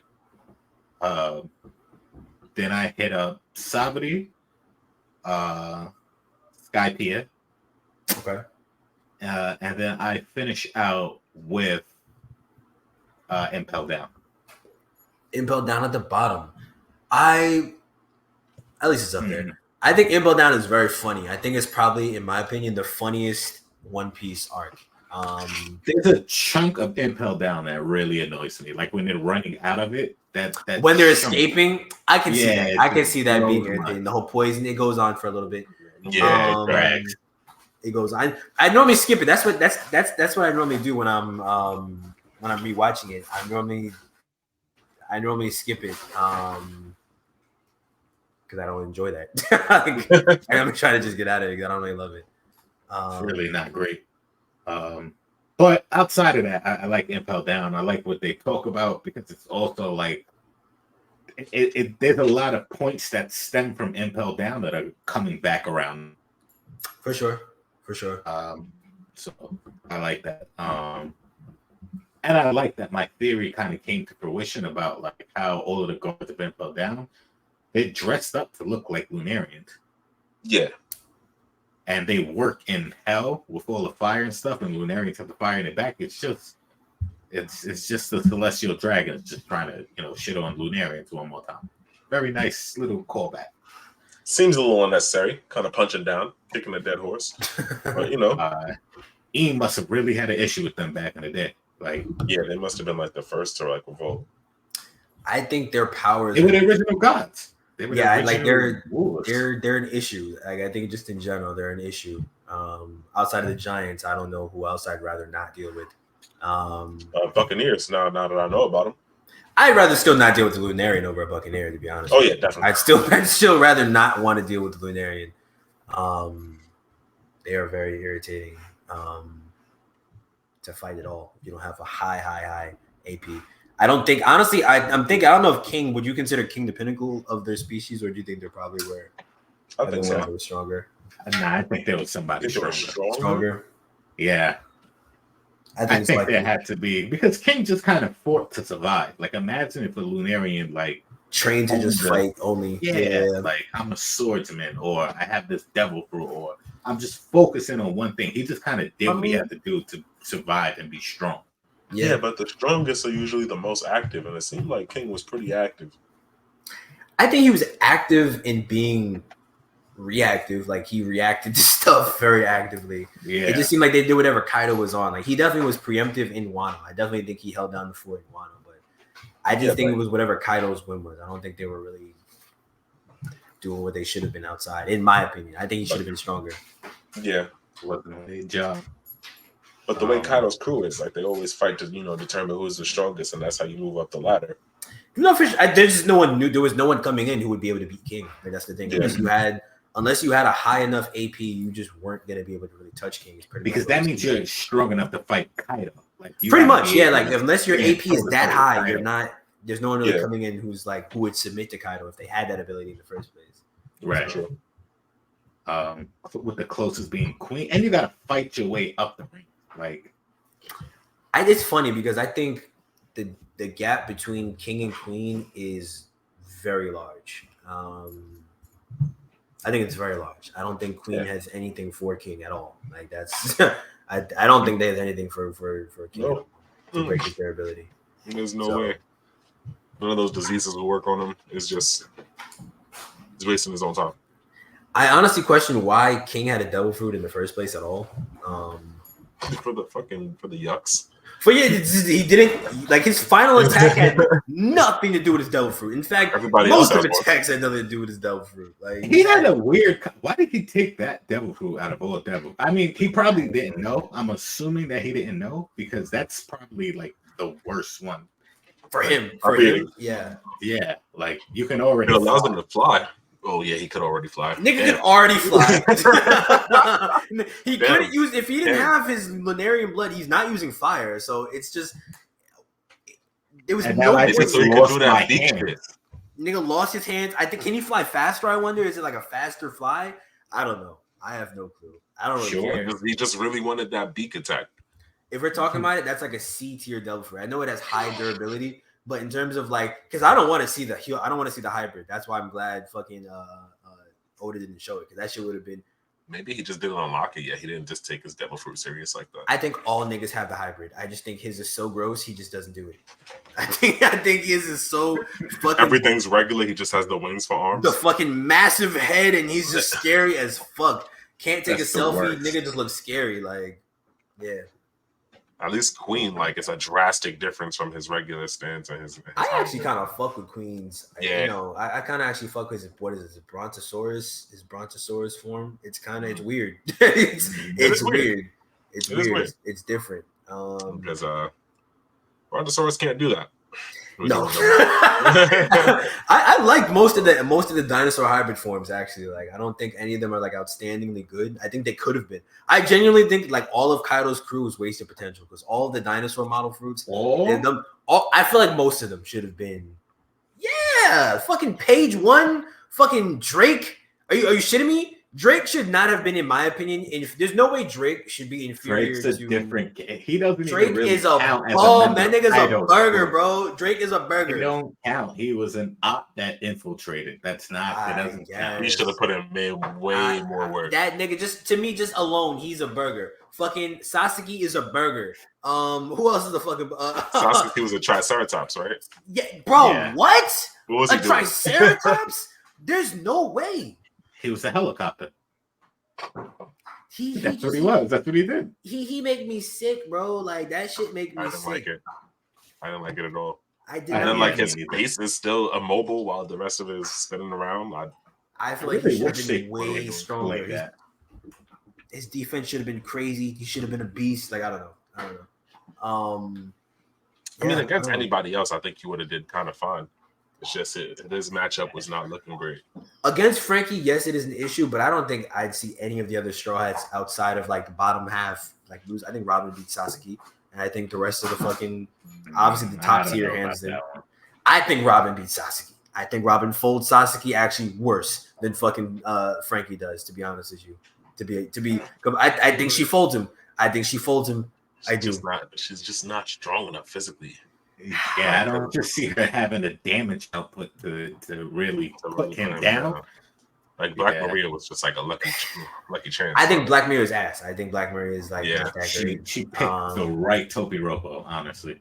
I don't know. I think she beats Page One. Oh yeah. Page One. And I think she beats. I don't know. I don't know how Alti's supposed to be. Like I mean, Alti.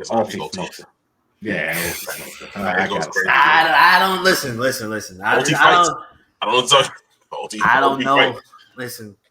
Alti hit Luffy one time and he was just like year 4. I'm not dealing with. I think her AP is like that. I definitely think her AP is like that. But Robin's not gonna fight someone. Like head on either way. I don't think Robin. Yeah, absolutely. But Alti's also like fast. Her high performance crazy, and then just one headbutt is really all it takes. Just. One good noggin to noggin contact. I might be rating Robin too much. I feel like I might be rating her too much, but yeah, the whole clone swapping, like being able to swap back and forth with like her clone and shit like that, and sprout anywhere at any point in time, and use her clutch with hockey and with her awakened. Listen, I don't know. Her clutch was already an issue. Being able to sprout from anywhere in any direction and use hockey with her awakening is different. The problem with hit by Big Mom twice. That's exactly what I was about to say. Like, first off, clutch only works as if she's strong enough to like move you. So if you're strong enough to just like be like, nah, I'm standing up straight, which I think Alti is, the use that. Right? That's one. And then 2, Alti took that miser blade cannon shit, whatever that was, and got up and still had them shook for their life. You know what? I don't know. Robin can't create 2 of those. Yeah, Robin's AP is not quite that high yet. Okay, fair enough. I can see her AP being there though. Literally, though. I don't even know about that. But yeah. Unless I think if she like goes all out, giant form hockey, like she puts a little more work into it, I think she could pull off something real dirty. If she pulls off like a Gum Storm hockey handprint thing, then sure, I can see that being a problematic. Like I don't see why she can't. She could already create giant feet to stomp on you, giant hands. But can she make a lot at one time? Not giant ones, no. I mean, but that's how she makes the giant legs, though. She makes a bunch of hands at one time. She makes a bunch of smaller hands and then puts them together. Yeah, I mean, I don't know. I wonder what her limit is for hand recreation, but it doesn't seem like there's a cap for how many she could sprout. If she can make 10 giant hands and coat them in hockey and have them do that, you got it. She's up there. She's like that. Until I see that, I'm not saying she can beat any other Topiropo member. I think she needs to be in more. I think she needs to be in more like one-on-one combat situations where it's like, all right, the other person is like maybe not only close combat, but they're moving around trying to fight you. I feel like she just kind of mauled Black Maria. Like she pulled up on Black Maria and they just kind of folded her. It wasn't really. There wasn't a close fight. Black Maria was rocking her with those knuckle dusters. She was doing stuff. She was doing stuff, but I don't know. I don't know if I felt like Robin was. I don't think at any point in the fight I thought Robin was gonna lose. That's me. No, that's me. Yeah. I think they made it clear. Once you seen it was a Robin fight, you knew she was gonna win that fight. Yeah, I mean, just because it's been so long. Narratively true. It had been a while. But yeah, fair enough. She might not have the AP to take down a different top rope member, but I do think at this point in time, the Straw Hats are at least around Toby Ropo level, like the bottom of the top tier. So, right above the fodder or, Brooke. I would say Brooke is the cap. Brooke is below Robin and Frankie, but he's the bottom. He's the top of the bottom tier. So everyone above Brooke, I would say is I would say Toby Ropo level. And you think that puts him in a better standing to survive with Jay Garcia on Egghead? Surviving, yes. Not doing much. I definitely think surviving is the key word here. I don't think they're running really efficiently. Yeah, I think they're doing their best to escape. I think they're working. Like, I don't think they're like really doing much to hurt him. I think they're working. I do think Frankie looks decent. He already kind of, not that he impressed Garcia, but he at least was able to save Luffy's life. Nigga was fast enough to respond. He was fast enough to save Luffy's life. I'll give him that. So from this point out, it's just stall tactics. Like, I think until Dragon Ball's up, yeah, because I think Sanji's gonna look decent enough. I still stand in. I think Sanji and Jinbei are gonna look decent enough, and I think they're gonna like make sure that nothing catastrophic happens. I don't think any Vegapunk is gonna die on their watch. Like, I think they're gonna. You don't think any of the Vegapunks are gonna die? I think they're gonna die, but I don't think. I think it's gonna happen like in the climax. I don't think that's gonna happen quite yet. Quite. While they're running. I got you. You think Bonnie makes it out? I think Bonnie becomes I think she becomes a key figure in taking down the world government eventually, because she's another princess. Technically, she's another princess that we've run into. This is a princess that now we've seen. She's actually been. I mean, her country's gone. Like, her country's been destroyed by the world government. So it's definitely a different situation than everything else that we've seen. Narratively, Bonnie, I think. This is going to be a weird one, but I think she could be a real good like way to bolster numbers. She's hacks. You could take all the elderly from every nation and just be like, hey, I could make y'all young enough to fight today. I don't know if she's going to be that's thousands. There's so many more people now that's just in able body condition to just 24 hours. I can get you your lick back. Get your hands. I think she's going to be key also with the Revolutionary Army. At some point in time, I just think that ability we saw where she like corroded the fucking lock using her like whatever the fuck that was, like she aged the lock to a point where it corroded. I think that's gonna be narratively some crazy shit at some point. Like, I think she's gonna do some shit that's gonna be important at some point in time. I don't know if she's gonna be like a huge fighter. She might be, but I do think she's gonna be important at some point for like some plot device. I think she's gonna move the story forward at some point. Yeah, for sure. All right, so we reached this point. I wanted to talk about the JJK chapter a little bit. Oof. Just a little bit, because I may have spoke too soon on my boy Takaba. I'm not gonna lie. It's what I expected. I mean, I think it's gonna get interesting. I think this is gonna be an interesting time. I don't think this is gonna be like just a. I don't think Gege did this for no reason. Essentially, yeah. I would hope not. I just hate how much it makes sense. There's a reason behind this. I have to believe there's a reason behind this. The copium, mass amounts.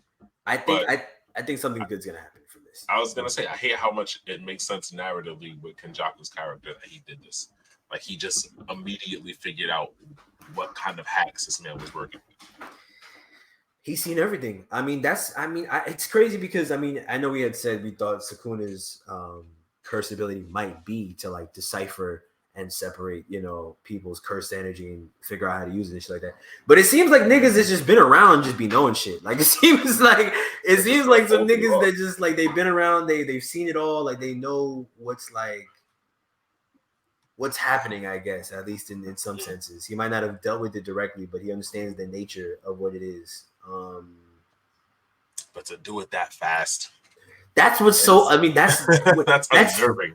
Literally, when fucking Maharaga touched Sukuna with his fucking cursed or his positive energy blade, nigga said, "Oh, if I was a cursed spirit, I would die. That's a positive energy blade. All right, let's figure out something." Like it touched him, and he said, "Okay, all right." Just started doing math. Like that's counting numbers immediately. Like, all right. I think so these niggas are different. I think these niggas are different. I am curious. Way different. Go ahead. I'm curious about what. I'm just curious to see what he does to get around it. Because I mean, you just have to make him not believe in himself. You make him depressed. You have to make him not believe in himself, essentially, because he doesn't really understand. He doesn't really even understand quite how his power fully works. So yeah, that's pretty much. And it's just a curse technique. It's not even like he has a domain expansion. He doesn't have a domain expansion. He's not Hagoromo. So Hagoromo was like the one person Kenjaku like gave credit to for having. He's a genius. Yeah, he's a genius. He's a genius. Mm-hmm. I feel like what we could see, I think he might have like a mindset change, like we've seen in other battles. I think he still does get folded. But I think he might create like the blueprint for how to beat Kenjaku ultimately, or at least how to like get to him. Like I think expose a chink in the armor, like because if I'm being real with you, it's wild. I was thinking about it earlier, but Yuki, the other special grade, she honestly didn't look good against Kenjaku, like at all. Like if we're being real, I mean, I know she caught him at first, and I know I think I got caught up in the hype for that too because she blew his arm off and it was crazy. But after that, she did not touch him meaningfully at all for the rest of that fight. Like she didn't touch him meaningfully at all for the rest of that fight. Even with the Choso double team, it really wasn't like, which actually was to her detriment. Because Kenjaku stated like if she would have just used her domain expansion, I might have been in some trouble. I think also I don't think she was in the right state of mind to use it because she was nervous clearly. Yeah. Because was that after or before Tengen had said that Kenjaku was like the second best domain user of all fucking time? Oh yeah, that was after. That was so okay. So yeah, I think she was several times. I think she was a little bit shook. Keep up with this man. I think she was a little bit shook. I do think she was a little bit shook. If things go wrong, it's on me, and there's nothing I can do about it. And it should not be. So like it's not really it's the skill gap is quite large. It's quite large even between the special grades. And I'm not saying my faith in Yuta is dropping because it's not. I still have faith that he is going to be impactful in the story. I just really I need a domain expansion at this point because I can't see him getting into a meaningful fight. I can't. I don't see it happening because of the lack of a domain expansion. Well, what would his domain expansion be at this point? That's the thing. What does he have as a what's his innate domain? And then how does he manifest that? Because at this point in time, I'm concerned. Any fight that gets too serious, like if he starts really laying hands, domain, what nigga? It's over. It's over, nigga. Like what you mean you don't got? On God domain expansion, bro. Like fuck you. Like if you putting hands on me too much, domain expansion. I'm pulling the stick out. It's over. Fuck the hands. Hikari had it figured out. They won. Listen, that's what I'm saying. That's what we want to fight. Listen, I look at Hikari a lot different because the nigga he's always ready. Nigga's always ready for that shit. So I don't know. I don't know. I'll start dancing. It'll get crazy. I'll do it right here. Middle of the street. I am concerned about Yuta's well-being in the future, unless he has figured out a domain expansion. That is my caveat, because to me, that's why he hasn't jumped into the fight. That is the reason why he hasn't jumped in. Because I think he could have jumped in and could have done something at some point, even with Kashimo if he wanted to. But I don't think it would have been good. I don't think it would have been good. I think he would have got folded if he tried to jump in between Kashimo and Suguna. That would have been the worst possible scenario for him. Yeah, I was about to say. It was best to just wait for Kashimo to get folded. We all wait for Kashimo to die, get waffled. They didn't show Kashimo's body, so I'm assuming that by the grid format, he's ashes. Boy got waffled. Yeah. I'm assuming he's done for. Man, it's a stack of cubes right now. Nigga got cubed. Yes, that is unfortunately. Like GOAT, that's unfortunate. But I think Yuta's main goal in this is probably going to be to wait for an opening and then hit him mad hard. And the domain expansion for Yuta will probably look like being able to recall all the abilities he's ever used. Hopefully. But my thing, okay, that would be crazy. But my thing is, That would be, but okay. And here's my thing. Here's my caveat, right? Mm. Before he fought Gojo, Sukuna did not have reverse curse technique, right? He learned it. Yep. He learned it. Learned it as he went, as he fought. He learned it. Now he looks like he is fully fucking healthy. Doesn't look like he has any injuries. I mean, I'm not gonna, say that he's good, but he looks fine. From? Not Kashimo. Nigga, if I say nigga look, he got everything. Nigga look good. Like he looks fine. Yeah. I am very wondered. I'm concerned about the state of how this fight is gonna go if it alters. Because a hard hit is cool, but he gonna be alright. he's gonna be okay. Yeah. He did a good job really making it look like, there's not much we can do right now. They left that Yuji thing they let that put to the side for this chapter, but we still. I didn't see the leaks. Niggas are saying the leaks are crazy. For 240. I'm avoiding them. I haven't been checking it out. Avoiding them. I want to be, You're just gonna let Takaba rock out right now and just leave on this high note. Yeah. I think they're gonna finish that fight before they go back. I don't think they're gonna go back until they finish this Takaba situation. But how does he win? Like I see how he wins, but how does he win and Kenjaku stay in the story? I don't think he wins. That's the thing. I think he just sets a good. I think how does he lose? He has the most broken ability. He's the strongest person in. It's a mental game. I think if he demoralizes him, If he had someone else there, I think on even I would say a fucking Nanami level to encourage him and speak about curse technique in general and about how he could work from that place to overcome it and get stronger. I think he could potentially pull out the dub, but without a domain expansion, I don't think he stands a chance regardless. Yeah. But the domain expansion might not work if he's confident enough. You know what I mean? Do you think so? Do you think it would negate it in general? Yeah. Because that's what he just did. He just kind of forced his attack to not work. So in theory, if he's confident enough, he's having enough fun. Just what if your domain expansion didn't work when you tried to summon it? Well, all of a sudden, you're just sitting there looking real awkward with your fingers together, my domain. What's going on? I'm definitely curious about how the fight's gonna play out. I think Kenjaku is.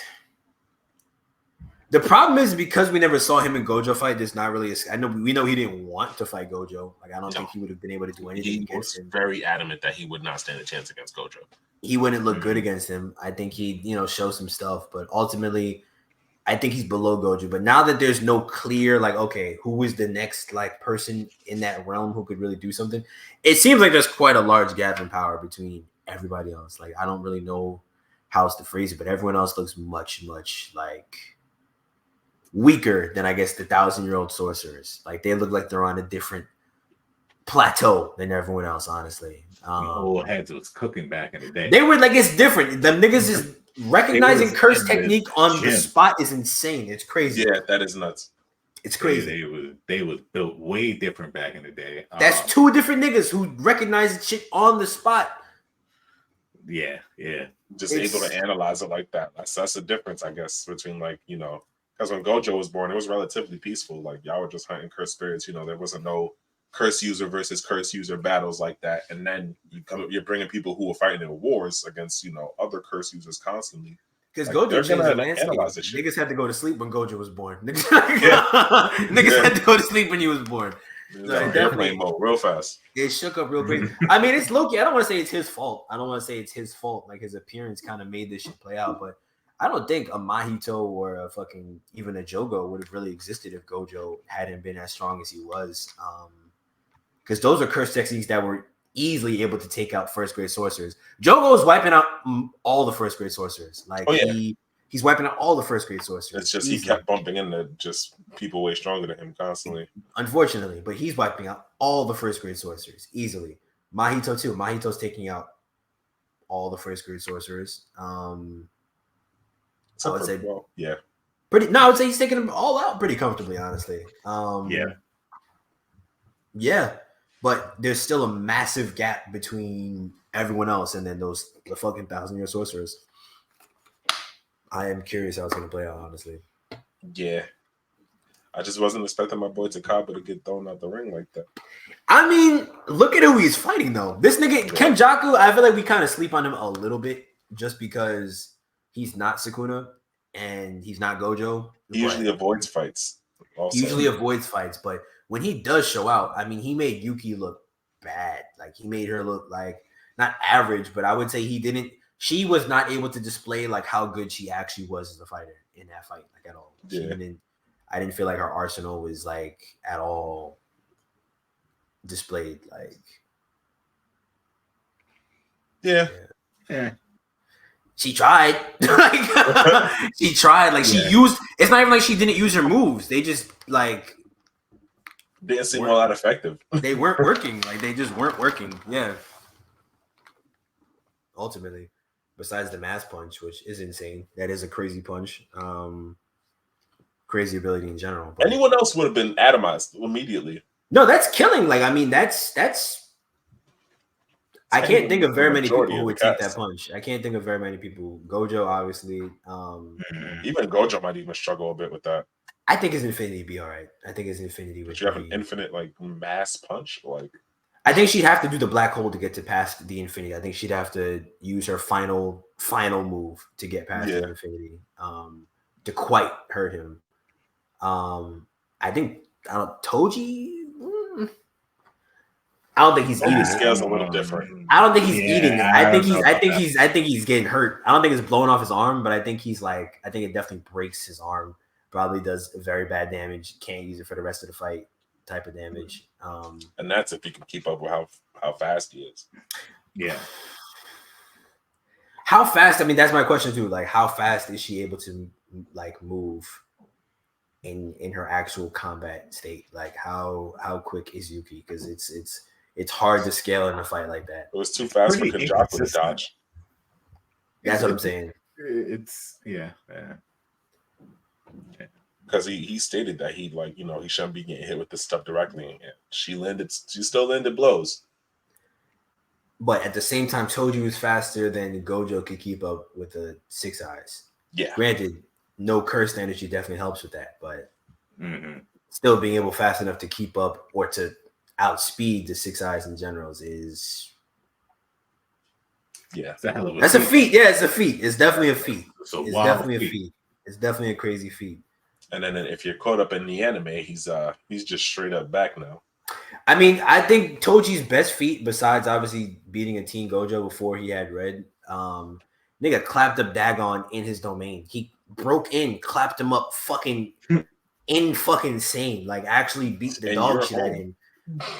That shit. That is the same Dagon that fucking was tearing Nanami's ass up, tearing fucking Naobito's ass up. Had Maki, Maki was useless in the fight. Nigga pulled up and just started handling Dagon, murdered him pretty much effortlessly in his domain. That's that's a reason the whole Zenin clan was scared of him. Like that is crazy. Broke into a nigga's domain and clapped him up. Special grade. Yeah. Barehanded. Barehanded. Nigga picked up the playful cloud and started sharpening the bitch. Like, he's like that. That nigga is truly like that. I don't think very many people are walking away from a fight with him in general. Actually, I don't think. For being honest, I don't think very many people are walking away from a fight with Toji. Yeah, but that's where Maki's at right now. So she's okay. My problem with Maki, I know she's as strong. I know she's the stats. I know she has the stats. She has the beats. It's the combat experience. I think her best feat is obviously beating Curse Spirit. Naobito. Like, that was Naobito, yeah. Naoya rather. Curse Spirit Naoya. That was obviously that's a really good feat. Speed feat especially too, just being able to, because she was getting blitzed, like she was getting fucked up. It is definitely a good feat. I don't know if Toji would have taken as much damage. And part of that is the arsenal. I will give you that. The arsenal for Toji is plays a role. The inverted spear of heaven. Listen, the inverted spear of heaven is fucking. If Maki had that and a gun, it's really. That's what I'm saying. Like I feel like Toji definitely has the experience and the arsenal advantage. He has the experience and the arsenal advantage. I'm saying. Maki's Maki an SMG. Give her an SMG and a comparable curse tool. If she had the arsenal, if you give her an arsenal, yeah, I think she's up there. Didn't those weapons belong to the Zenin clan, or was that like a whole? Some of them, I don't know if this. Yeah, they was in the vault, I thought, right? He steal the inverted spear of heaven from the. Yeah, I'm pretty sure he just walked in and took it. Like, like I'm using this type shit. That's crazy. At one point, they were just like, our clan only exists because Toji hasn't turned around and fucked everybody up. That nigga Naoya, like, was, I mean, he was in love with that nigga Toji low key. Like, he, like, he knew what it was. Like, yeah, Toji is like that. He's the one. So, yeah. I definitely think Maki's going to take, I think she's going to be a big help once they do flashback to the Sukuna fight. I think eventually she's going to pull up. There's no way someone has to keep up with those 4 hands. I don't see anybody scrapping close range except for Maki. Her and Yuji. I think her and Yuji. It takes 2 hands. It takes the other 2 hands. Her and Yuji start dancing. Yeah. There's no one else who's like, I think hands wise. Hikari's up there. I'm not gonna shit on Hikari. Hikari's up there, but I don't think Hikari's up there. I don't know if power wise. Yeah. Okay. Yeah. Not power wise. Hand skill wise, yes, but like hand skill wise, yes. Power wise, I don't know if he's like throwing blows like Yuji. I don't know. They're saying his blows are heavy. When he fought Kashimo, he was like, I think so my thing is, I think his curse control is phenomenal. I think that's probably what it comes down to, because Yuji even said it's like, when this nigga hit me, it's like getting hit with a spike bat like repeatedly. So I think his curse control is just like, it's rugged. He does that on purpose, and he is a big nigga. He's like 6'2". Like he's a bigger guy in the universe in general. So I definitely think he's hitting. But I think Maki and Yuji just in general are physically on a different, like, they're physically on a different level. I definitely think that at this point, the heavenly restriction of Toji / Maki is the most gifted physically I think we'll see outside of like a Sukuna or some shit like that, or like an amped Gojo. But physically, I think they're like the pinnacle for sure in terms of physical strength. Yeah. What I want to see is like how the Black Flash is going to play a part in this fight coming up, because the last time we saw Yuji really fighting, like really fighting, it seems like he can almost use like the Black Flash, not at will, but damn near. Almost. Yeah, damn near. Like he pulls it out when he needs to. He was calling it. He was definitely calling his Black Flash strikes. Teaching him that was a mistake. That shit was a crazy fucking mistake. He is unfortunately a critical strike almost every time. It's definitely a problem. It's gonna be bad. It's gonna be a really. Is there a break this week, or is it you have a chapter? This week we have a chapter for JJK coming out. Okay. Yeah, it just didn't drop yet, but One Piece should drop next week, right? There's no break next week. Yeah, I don't think there's a break. Yeah, there's no break next week. No break. Let's go. Did y'all fuck with the last episode, the Choso fight? Yeah, I liked it. She was going crazy. I'm not gonna lie. Yeah, I enjoyed that. I didn't watch it yet. I love how they animated. Yeah. I think it was more brutal than I think I remembered. It was more, honestly, it was more of a one-sided beatdown too than I remember. Honestly, like I remember it, but it was honestly more of a one-sided. Yuji was not keeping up with that, man. He was doing. I just don't think the blood techniques overall are that strong. If you don't know, if you've never fought a nigga with that technique, then yeah, it's like it's pretty good. It's pretty good. I think it's a B tier ability. I've never really seen it succeed like that, because didn't Megumi also fight somebody who was using? He fought Kamo during the the youngest, right? That's the youngest of the three. Yeah. But I mean, and even then, it wasn't really getting that much burn. It was doing okay. They put Megumi on the ropes a bit, but it wasn't. It's a good technique. I think it's a B tier technique. I just think Choso, and the thing is, Choso takes it to the limit because I guess he's a death painting, so he doesn't have the most of the after effects of like using the blood too much, and his blood is poison in it, so it's like it has that added attribute to it. So he definitely, I think, is the limit for the technique. Right. And I think it's an okay technique. It's good. It's like a solid technique. I think if he was a sorcerer, he'd probably be first grade. He'd be a solid first grade sorcerer. Yeah, I'd say so. But that's about it. I think he beats Nanami in a fight, probably. Unfortunately, I think he probably would beat Nanami in a fight. Overtime, I don't know. Overtime, no. Overtime. If he had overtime, I don't know. Overtime, past the clock. Yeah. I don't think so. If he just clocks in and then it goes to work, he can catch him. He can just catch him lacking there because it's not overtime. I definitely agree with that. Then. But once 5 p.m. hit, you better start packing bags because it's sad because I really Nanami's one of my favorite characters, but now we're getting to this point in the anime where it's like it starts getting rough. It starts getting rough. He just honestly gets manhandled. He gets fondled. Like the rest of Shibuya fucking Nanami is getting. He has a hard time. Fondled. Yeah, he's getting fondled right now. God. Like right now, where we're at in the anime is like peak of what he accomplishes. He looked really good an episode ago. He looked really good. Now, I can't wait until the fans see it. The people who didn't read the manga see it. Oh god! The stocks are so high in Nanami right now. It's so great.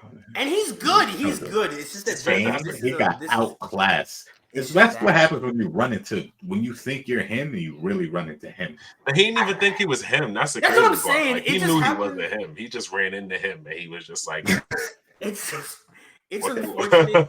What do I do?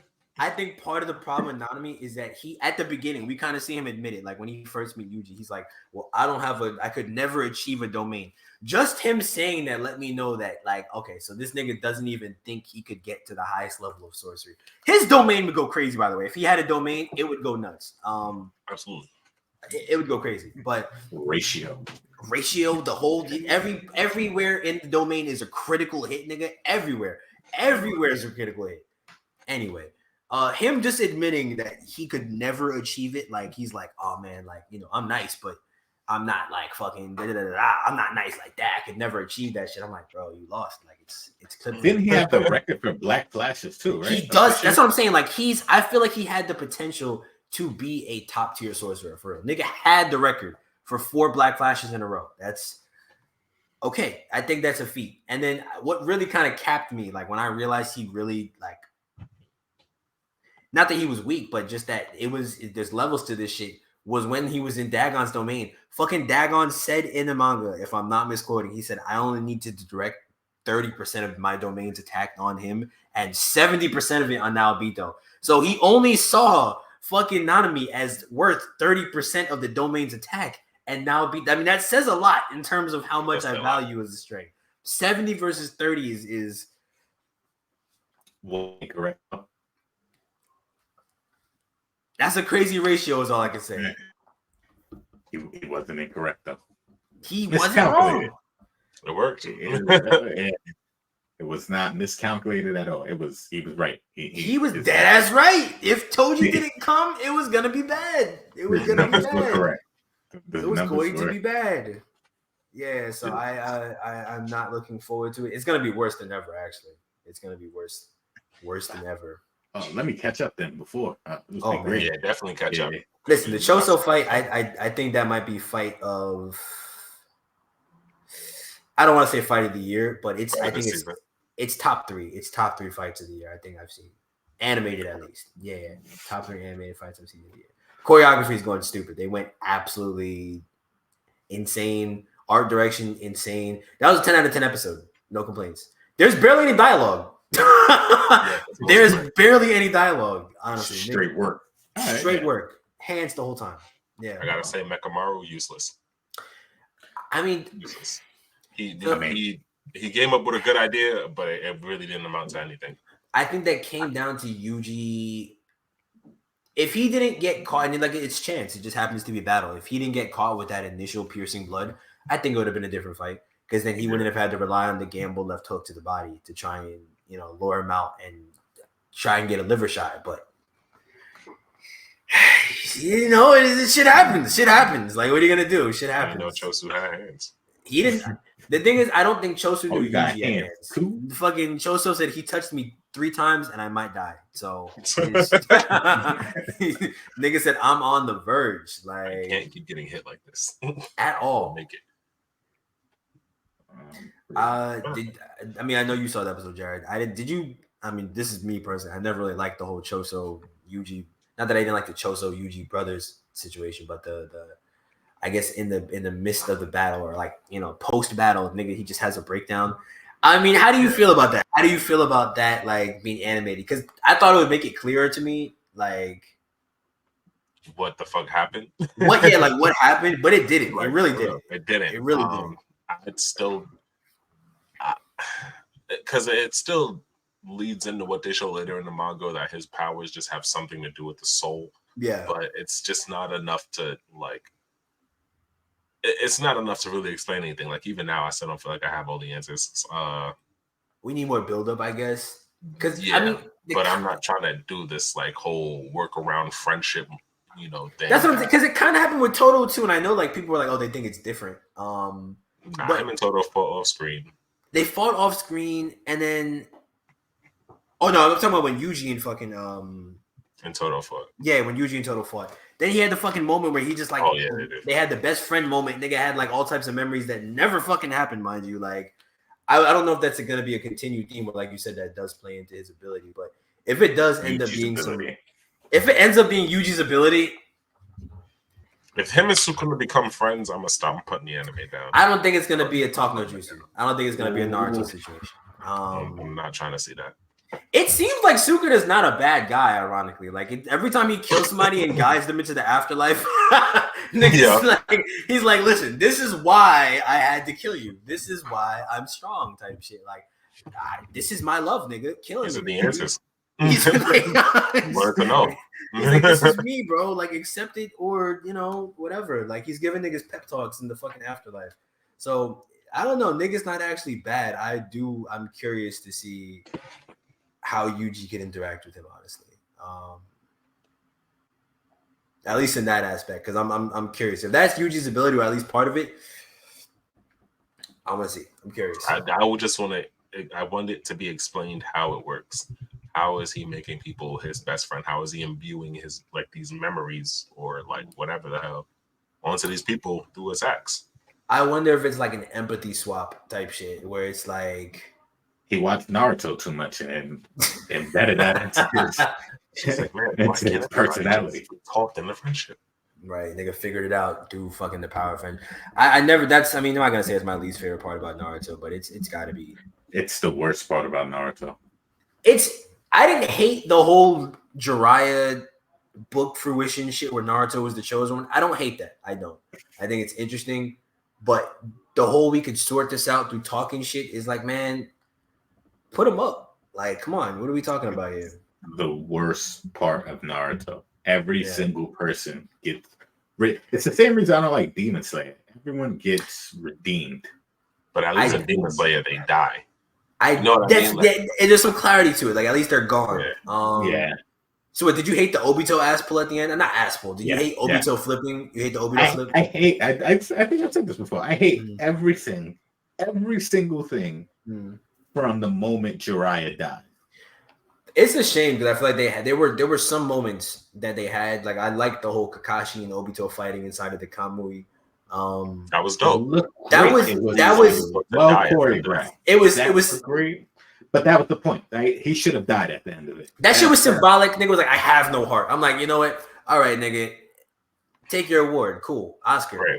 But it didn't really lead to anything. That's why I feel like to me they had a lot of cool shit that led up to no tension. Like there was no payoff for a lot of the shit that happened. That moderate entrance, top 10 entrance of all of anime and manga. Oh yeah, top 10 entrance. The way he just pulled up and just smoked 300 people, and then proceeded to smoke the 5 Kage immediately after that. Like introduction. Amazing. But everything else around that, terrible. Everything else was garbage.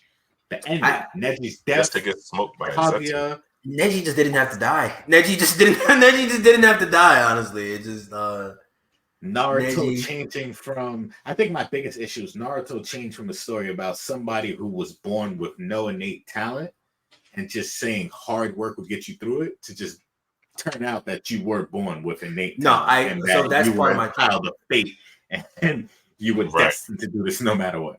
Yeah, because to me, I don't have a problem with Naruto being the son of the fourth. I know people didn't like that for the same reason. They feel like, oh, he's, he has a leg up just being related to a famous ninja, whatever the fuck is. But I don't really have an issue with that. Like, it is what it is. I do have an issue with the whole reincarnation cycle. Nah, y'all were destined to be born into this life of fucking the chosen, bro. That was garbage. What are we talking about here? Like, why did they have to take that kind of spin? Garbage. Yeah, Garbage. they got too far away from the roots. The payoff was not. Meanwhile, Rock Lee was the only person in the whole series that was truly getting it out the mud. He the only one that was. And he got benched. My boy got sidelined. That's crazy. Sidelined. Hard. That was a rough side. Put a guy in a wheelchair. It's unfortunate because if they had killed Guy, it would have made the story better. Like, it truly would have made the story better. It would have made the story had meaning instead of the end just being Naruto. They already had Lee, so all they had to do was make him stronger, but no. Nigga had to pull a Lazarus. Naruto had to pull up and bring this nigga back to life, and it just, I don't know. Just couldn't give him his legs back. Yeah, like, I guess, bro. Leave me disabled. Bro, that's actually crazy. Like, that's actually crazy. You brought me back to life to live like this. Nigga, you should have left my ass stretched out, bro. What the like, fuck? I was done. I put everything I had into that. Like, I can't do it ever again. Now, you woke up like, wait, hold on, man. Hold on. I heard you had one arm. How you gave yourself a new working arm, but you can't fix my legs? That's honestly real talk. Real talk. He has some questions that need answering. Honestly, like, I'm sick if I'm bro. Guy. Niggas is walking around with fucking ninjutsus in their fucking wrist and shit, bro. Where is my legs? I need it. And you're not going to sit here and tell me Konoha is wheelchair accessible. No one's been in a wheelchair since the anime started. So he has to figure out in a world of stairs how to get around and navigate his life again. There are no handicap ninja. There are zero. I have not seen any. That boy Lee is different. He just running doing handstands the whole way up them steps. This guy. I mean, that's the only way. Like, I mean, you might as well. Like, they should have left that nigga dead. I'm sorry. Like, he's a fucking shell of his former self. Nigga can't even box. Like, what the fuck? What the fuck are we doing? Just cries in his room every night. I know he cries in his room every night. I know this nigga cries, bro. What? Himself to sleep. What the fuck? Fly him out the chair into the bed, drag his legs up every night. I would be sick if I was that, bro. My fucking rival brought me back for this.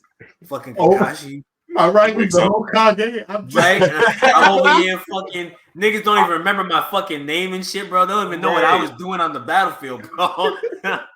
Nigga, I was really in the field, bro. Nigga, guy was in the field, bro. He had Madara fucking torn in half. Niggas don't even know his name anymore. The strongest ninja ever. Stand still. He's in there over here. I can imagine. Niggas in a wheelchair, bro. Upset, bro. He's the distance between his wheelchair and the bed. Mrs. hits the ground and starts hysterically crying on the floor. Bro, he's every day.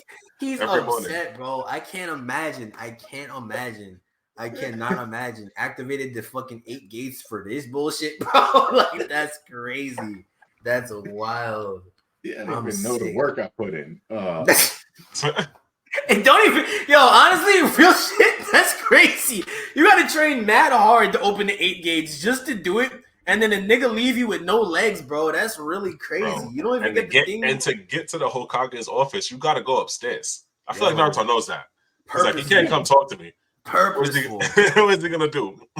He's not. He lunched downstairs. Oh man, man's outside with an air horn. That's unfortunate, bro. Give me my legs back. And Neji fucking died.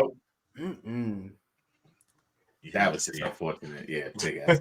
And no Neji, fucking no Neji is wild. Lost your student, lost your legs. It's fucking back-to-back L's. Back-to-back. Just fucking crazy. So much you gotta live without. He was trying to end it. That's what y'all don't know.